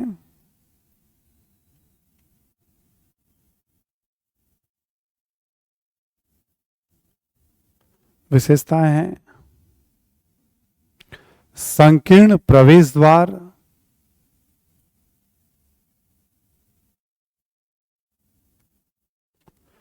संकीर्ण छोटा सा प्रवेश द्वार होगा, पहाड़ों को काटकर बनाया जा रहा तो शुरुआती दौर है। प्रवेश द्वार, कॉमा देके लिखें आप, छोटे छोटे कमरे,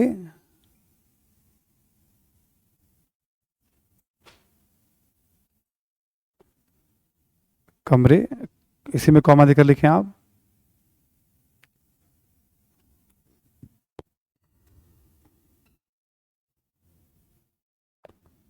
लिखें आंगन एवं बरामदा,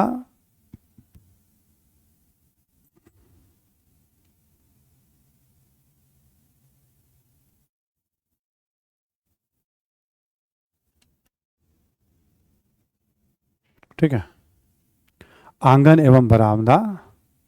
लेकिन तथा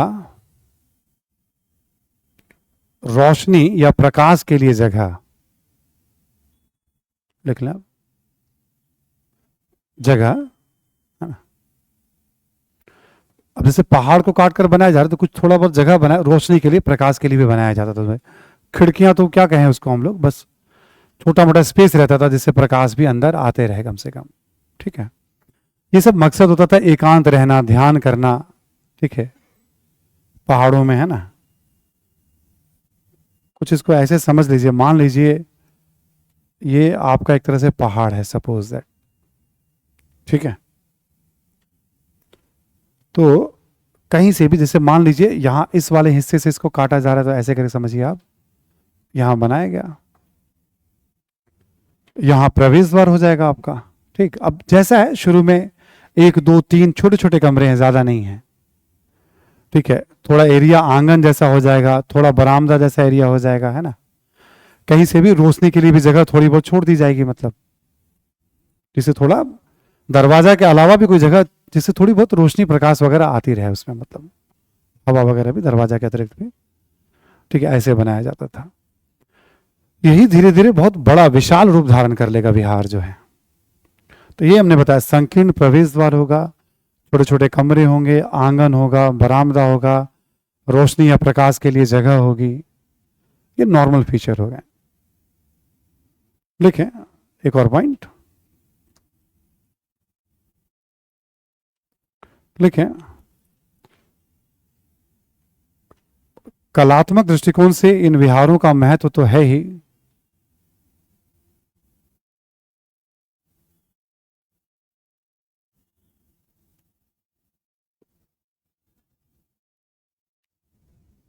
विहारों का महत्व है ही। लिखें इन विहारों में प्राप्त लेख से यह जानकारी मिलती है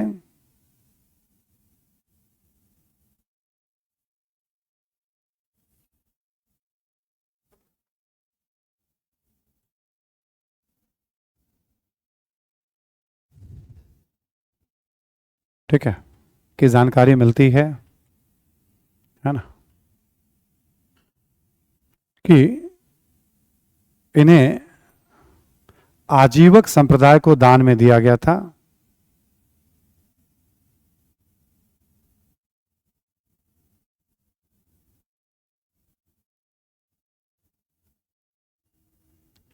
आजीवक संप्रदाय को दान में दिया गया था,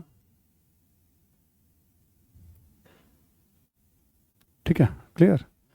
तो अब इससे क्या पता चलता है, आजीवक संप्रदाय भी है और अशोक बनवा रहा है, खुद बौद्ध धर्म का अनुयायी है, आजीविकों को दान में, धार्मिक सहिष्णुता का पता चलता है, प्राकृत भाषा एवं ब्राह्मी लिपि का पता चलता है। आपको याद है गुफा लेख, मैंने कहा था गुहा लेख, शिलालेख, स्तंभ लेख और गुफा लेख। हमने कहा गुफा लेख की जरूरत नहीं है, जब हम गुफा विहार पढ़ेंगे उसी में गुफा लेख का जिक्र हम कर लेंगे आपसे, ठीक। तो बस ऐसे जानकारी मिलती है, इसका महत्व इससे ज्यादा नहीं। एक नई विशेषता है, मतलब कला के क्षेत्र में अशोक से पहले किसी शासक के द्वारा निर्मित गुफा विहार के साक्ष्य नहीं मिलते। अशोक पहला शासक है जो गुफा विहार का निर्माण, संरचनात्मक विहार के साक्ष्य मिलते हैं, गुफा विहार के साक्ष्य नहीं मिलते। ठीक, तो अशोक पहला शासक है। फिर आगे ये काफी डेवलप होगा, बिहार के साथ साथ ये चैत्य का रूप भी धारण करेगा। तो ये है मौर्य स्थापत्य का तीसरा स्तंभ, पहला दूसरा तीसरा, तीन बता दिया। अब अन्य करके जो लिखवाया था लिखें आप जरा, अन्य।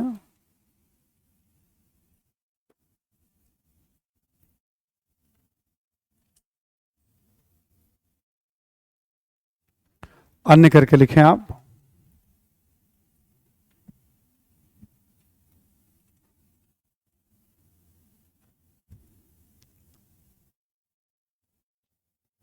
इसमें लिखें आप कि मेगास्थनीज ने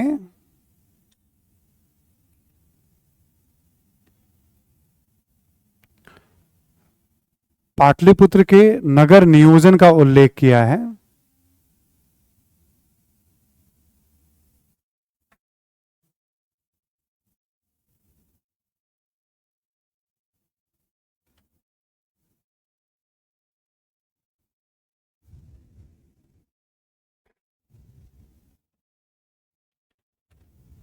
ठीक है,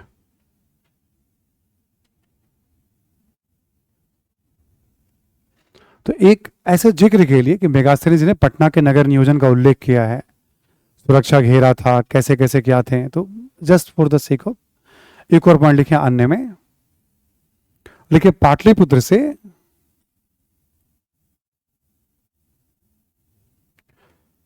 चंद्रगुप्त मौर्य के काल में निर्मित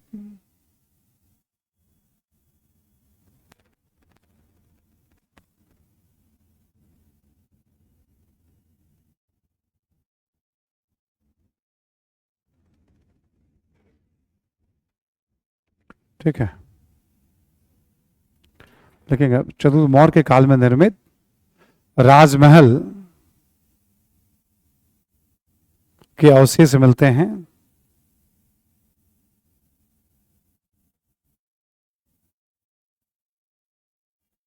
निर्मित राजमहल के अवशेष मिलते हैं। ठीक, काल में निर्मित राजमहल के अवशेष मिलते हैं। पत्थर लकड़ी वगैरह के सब, कुम्हरार करके एक जगह है पटना में, पाटलिपुत्र में, वहां से सारे अवशेष की बात है। वहां पे बहुत कुछ अवशेष मिले हैं पत्थरों के, ऐसा माना जाता है लकड़ी के भी बहुत कुछ बने हुए रहेंगे। उसकी विशालता की भी खूब चर्चा होती है। जैसे बाद के विदेशी यात्रियों ने फाहियान ने खूब विशाल बताया है, मेगास्थनीज ने बोला कि बड़ा भव्य था वो। फाहियान ने बड़ी तारीफ की है, एरियन ने तारीफ की है, लेकिन अभी इस समय केवल अवशेष हैं, मतलब कुछ भी नहीं है वहां पे, कोई इमारत नहीं है, बट हाँ अवशेष बहुत है वहां पे। तो इमारत वगैरह भी स्थापत्य का पार्ट हो जाता है, तो हमें उसमें अब जाना नहीं है क्या था नहीं था, बस एक कि जब स्थापत्य लिखे ना कभी मौर्य स्थापत्य, तो हम चंद्रगुप्त का भी उल्लेख थोड़ा उसमें एक लाइन में कर देंगे, हम दशरथ का भी उल्लेख कर देंगे उसमें। और जब अशोककालीन स्थापत्य होगा तो हम केवल अशोक की बात करेंगे उसमें। दोनों इसमें समाहित कर लिया गया है। ठीक, ये हो गया आपका स्थापत्य का पार्ट, मौर्यकालीन स्थापत्य या अशोककालीन। अब अशोककालीन पूछेगा आपको तो नीचे अन्य वाला दोनों पॉइंट लिखने की जरूरत, लिख भी सकते हैं नहीं भी लिख सकते हैं आप। दशरथ वाला पॉइंट को लिखने की जरूरत, बाकी स्तंभ तो अशोक का ही है, स्तूप तो अशोक का ही है, और विहार अशोक ने बनवाया, ये वो तीनों तो लिखेंगे लिखेंगे हम। समझ में आ रही बात? ठीक है, अब आप लिखे मूर्तिकला।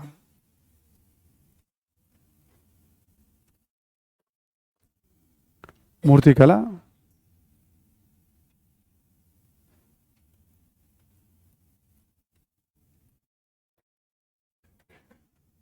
लिखे आप पहला पॉइंट मूर्तिकला के बारे में।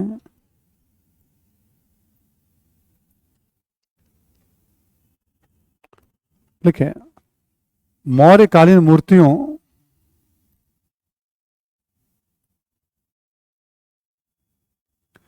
मूर्तियों का दो भागों में विभाजन करके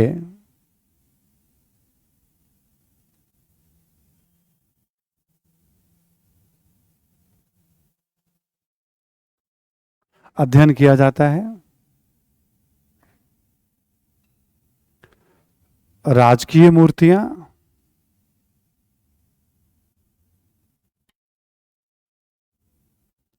एवं आम लोगों से संबंधित मूर्तियां। राजकीय मूर्तियां एवं आम लोगों से संबंधित मूर्तियां। आम लोगों से संबंधित मूर्तियां।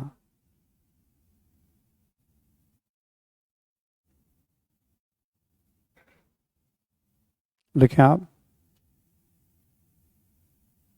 अगला पॉइंट, राजकीय मूर्तियों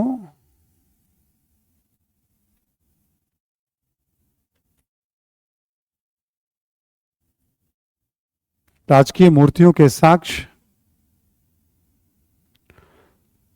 अशोक के स्तंभ एवं अभिलेखों से प्राप्त होते हैं।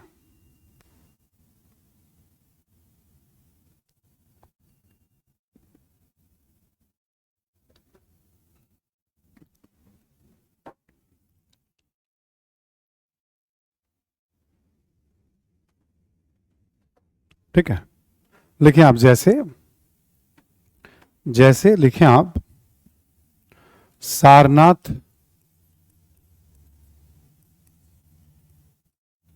के स्तंभ शीर्ष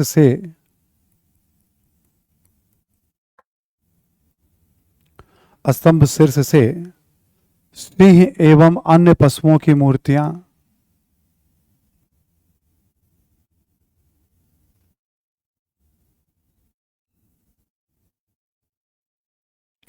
सिंह एवं अन्य पशुओं की मूर्तियां। अब जैसे हमने बताया था आपको, मान लीजिए चौकी है तो इसके ऊपर 4 शेर तो हैं ही, जो हमारा राजकीय प्रतीक है, चक्र बना हुआ है, प्लस चौकी के चारों तरफ भी एक एक पशु है, एक शेर इसमें भी है, 5 टोटल हो गया। ठीक है, ऐसे घोड़ा बना हुआ है इस पे, है ना, बैल बना हुआ है इस पे, हाथी बना हुआ है। घोड़ा भी बुद्ध के जीवन से संबंधित है, बैल को बुद्ध के यौवन काल का प्रतीक माना जाता है। ठीक है, और हाथी बुद्ध के जन्म का प्रतीक माना जाता है। सिंह वैसे साहस का प्रतीक। ठीक है, सिंह के ऊपर चक्र बना हुआ है, यानी ये बताता है शक्ति के ऊपर ज्ञान। सिंह के ऊपर देखोगे चक्र बना हुआ है, इसका मतलब शक्ति के ऊपर ज्ञान के विजय का प्रतीक। शक्ति से ऊपर ज्ञान को माना। चारों सिंह का मतलब क्या माना जाता है? वे माना जाता है कि चारों दिशाओं में उस शासक का प्रताप है, प्रभाव है। शेर जिधर निकल जाए निकल ही जाता है वो। ठीक है, दाव पेच में बड़ा माहिर होता है। इसका सिंबॉलिक महत्व होता है इन सब चीजों का। तो मूर्तियां बेसिकली क्या है? राजकीय मूर्तियां। स्तंभ के ऊपर की जो मूर्तियां, उसी को राजकीय मूर्ति कहा गया है। स्तंभ जब पढ़ते हैं तो उसी से जुड़ा हुआ आपका मूर्ति कला भी। तो सारनाथ पर जैसे 4 सिंह। लिखें आप,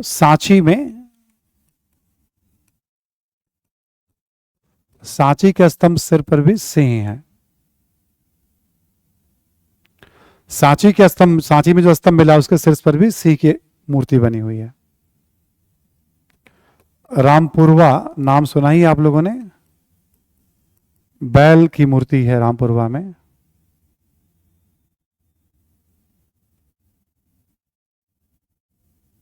ठीक, रामपुरवा में बैल की मूर्ति है। धौली का नाम सुना है ना आप लोगों ने? अभिलेख मिला था वहां से। धौली के अभिलेख पर पत्थर पर हाथी की मूर्ति है, इत्यादि कर दीजिएगा।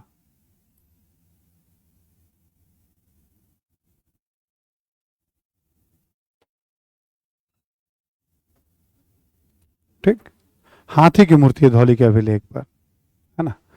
मूर्ति कुछ ऐसा है कि हाथी अपना एक जैसे चलने की मुद्रा में हो, एक कदम उठा करके, मतलब ऐसा मूर्ति बनाया गया। बाहर रखने वाला है, चलने वाला है, बहुत जीवंत माना जाता है इन मूर्तियों को। सारनाथ का जो शेर की मूर्ति बनी हुई ऊपर में, सिंह की मूर्ति, वो जैसे दूर से देखने में लगता है कोई रियलिस्टिक हो, मतलब दहाड़ते हुए, गर्जना करते हुए जो उसका है, और जो बाल वगैरह सब एकदम ऐसे खड़े हैं इस तरह से कि भाई दहाड़ रहा हो, गर्जना कर रहा हो, डरा रहा हो, मतलब वो किसी को, है ना। तो बड़ा उसका एक, आप देखेंगे जब प्रतीक चिन्ह वगैरह भी देखेंगे आप, नजदीक से कभी देखिएगा आप उसको, आप तो आपको लगेगा कि हाँ, इन मूर्तियों में बड़ा दम सा है। ठीक है, अगला पॉइंट लिखें आप, इसी में लिखेंगे आप कि ये मूर्तियां पत्थर से निर्मित हैं।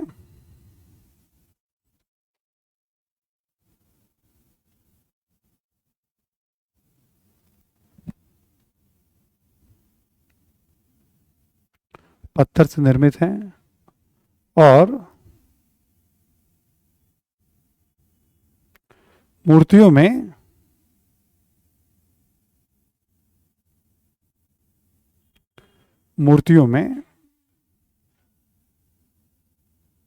शारीरिक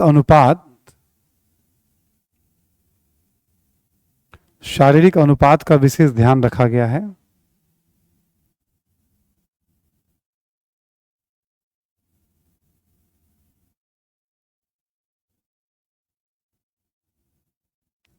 लिखें, ये मूर्तियां जीवंत भी हैं।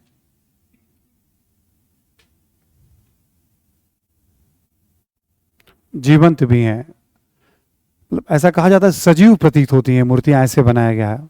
अच्छे मूर्तिकार हैं जिन्होंने बनाया है इसको। मतलब अब जैसे गर्जना करते हुए, दहाड़ते हुए शेर का जो दृश्य है उसमें, ठीक है, चलते हुए हाथी का जो दृश्य है, वो सब जीवंत है इसका। तो ये सब है ना। अगला पॉइंट लिखें आप, लिखे इन मूर्तियों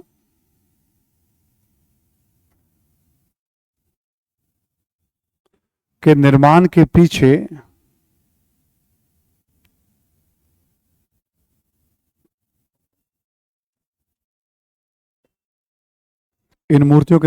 पीछे संभवतः राज्य का उद्देश्य था।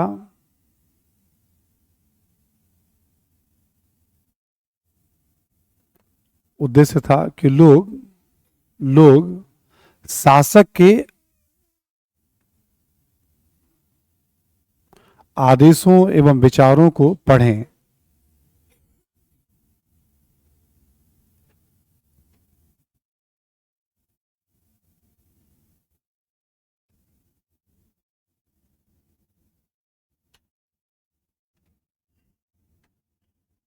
ठीक है, ये हो गया राजकीय मूर्तिकला के बारे में। लोक मूर्तिकला के बारे में आपको मैं बातचीत के क्रम में कल चर्चा करूंगा। थोड़ा सा समअप कर देता हूँ आज मैंने क्या क्या बताया आपको, और कुछ बातें और बता दूं आपको मैं।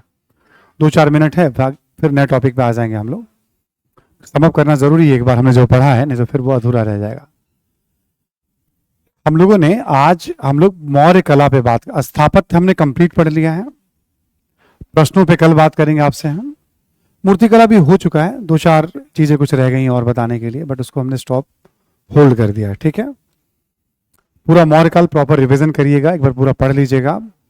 कल फिर हम कुछ प्रश्नों की बात करेंगे क्लास के स्टार्ट में, हम कुछ वैसे प्रैक्टिस के लिए, समझाने के लिए, है ना। मौर्य काल में अभी प्रश्न मेंस में उस तरह से आए नहीं। प्रीलिम्स में तो अच्छे सवाल आते हैं, इससे अच्छी फ्रीक्वेंसी है, बट मेंस में अभी उतनी अच्छी फ्रीक्वेंसी इसकी है ही नहीं, मतलब मौर्य काल को लेकर के अलग से। ठीक, तो हम जरा कुछ उस पर क्वेश्चन फ्रेम वगैरह कुछ आपको हम अभिलेख जैसे हमने पढ़ा, तो पूरा मौर्य काल अच्छे से रिवीजन करके आइएगा, ताकि हम प्रश्नों पे बात करें तो आप उसको ठीक से समझ पाए। कला पे भी बात करेंगे आपसे हम, कोर्स पे भी बात करेंगे आपसे कल हम। 4-5 अलग अलग तरह के प्रश्नों की बात करेंगे हम। एक तो ये हो गया। दूसरा, कई बार बच्चे अपने ऑनलाइन भी पूछते रहते हैं कि PYQ कैसा हमें लेना है। मतलब हमने बताया था मेंस का PYQ कभी भी सॉल्व मत लीजिएगा। मेंस के क्वेश्चन बैंक किसी भी प्रकाशन का ले लीजिए आप, कोई फर्क नहीं पड़ता है, बट वो सॉल्व नहीं होना चाहिए, है ना। कुछ भी नहीं हाथ लगने वाला है। सॉल्व में आप गुमराह हो जाएंगे, क्योंकि बहुत सतही लेवल पे लिखा रहता है। क्लियर सभी को? तो मेंस का PYQ मेरा सुझाव है कि सॉल्व मत लीजिएगा, ठीक है। या आप 2 ले लीजिएगा, एक अनसॉल्व और एक सॉल्व जो सक्षम है। तो मैं तो कहूंगा मत लीजिएगा, अनसॉल्व रखिए आप। फिर भी आपको लगता है कि नहीं हमें कुछ सपोर्ट मिल सकता है, कि कभी होते हैं मन में, तो आप देख लीजिएगा। प्रारंभिक परीक्षा का सॉल्व ही लीजिएगा, देख लीजिएगा बाजार किताब की दुकानों पे जाकर के। बहुत सारे अलग अलग कंपनी हैं जो प्रकाशन है, जो पब्लिश करते रहते हैं। बहुत पहले हमने क्वेश्चन बैंक देखा था, घटना चक्र करके है, उत्तर प्रदेश से प्रकाशित होती है। उसकी व्याख्या वगैरह भी है। घटना जैसे टॉपिक है, मान लो सिंधु सभ्यता है, तो सिंधु सभ्यता पे IAS में कितने सवाल पूछे गए, ठीक है। वैदिक काल में IAS पे कितने सवाल पूछे गए, ऐसे करके मतलब टॉपिक वाइज है, सॉल्व किया हुआ, प्लस वहीं पर स्टेट पीसीस के सारे सवालों को भी यूपी में, राजस्थान में, बिहार में, तो एक्सप्लेनेशन भी बहुत हद तक उसका हमने ठीक ही देखा है, कीमत भी उसकी अच्छी खासी होगी, ठीक है। और सेक्शन वाइज जैसे हिस्ट्री का अलग आएगा, ज्योग्राफी का अलग आएगा, क्योंकि क्वेश्चन भी तो बहुत हो जाते हैं ना 20 साल में, ठीक है। तो एक हमने देखा हुआ है, आप और भी देख लीजिएगा। लोग इसमें कोई बहुत ऐसा नहीं कि इसमें कोई विद्वता की जरूरत है, और भी पब्लिकेशन की, जिसका सस्ता आपको मिले, क्यों बहुत महंगा लीजिएगा आप, है ना। ये मैंने बहुत पहले कभी देखा था, ऐसा नहीं कि मैंने कह दिया तो वो अंतिम सत्य। क्वेश्चन का उत्तर है, ठीक है। सॉल्व इसलिए मैंने बताया आपको, थोड़ा आपको हेल्प मिलेगा, क्योंकि हमने जो आपको गाइड किया था कैसे पढ़ना है, उसमें जो प्रश्न के उत्तर नहीं आते हैं आपको वहां से एक सपोर्ट मिल जाएगा। आप खुद भी उसको पढ़िएगा, बट वहां से भी आपको एक सपोर्ट मिल जाएगा ऑब्जेक्टिव में, ठीक। अब टेस्ट के बारे में, ऑनलाइन टेस्ट होगा या नहीं ये मैं बता नहीं पाऊंगा, है ना। ये प्रबंधन के लोग ही बता पाएंगे क्या सिस्टम है, ऑनलाइन होता है या नहीं होता है, ठीक है। टेस्ट आपका होगा, बस मैं ये बता रहा हूं, ठीक है। क्या नहीं, ऑफलाइन तो होता ही है टेस्ट। मैं कह रहा हूं बच्चे पूछ रहे हैं सर ऑनलाइन होता है कि नहीं, मैं बता नहीं पाऊंगा, आप पूछ लूंगा मैं एक बार मैनेजमेंट की टीम से, यदि ऐसा होता होगा तो अच्छी बात है ना। इसका मुझे आइडिया नहीं है ना, ठीक है। क्लियर सभी को ना। पीवाईक्यू मेंस में सॉल्व नहीं लेना है, और पीटी में आपको सॉल्व लेना है, ठीक। ध्यान रखिए, फिर ये सवाल दोबारा ना आए सामने। जो कम कीमत वाली मिल जाए, दुकान वाले सब ज्यादा अच्छा बता देते हैं, थोड़ा कभी कभी गुमराह भी करते हैं वो लोग, बट बता देंगे आपको। तुलना कर लीजिएगा, जिसमें कम कीमत हो आप ले लीजिएगा। हेल्पफुल बहुत होता है ये, ठीक है, काफी हेल्पफुल होता है ना। चलिए, तब हम लोग आज सेवा यहीं पे समाप्त करते हैं, और मुलाकात कल होगी। क्या रिवीजन करके आना आपको? मौर्य काल। हम लोग क्वेश्चन आंसर पे बात करेंगे कल, फिर अगले टॉपिक में जाएंगे, ठीक है। Thank you.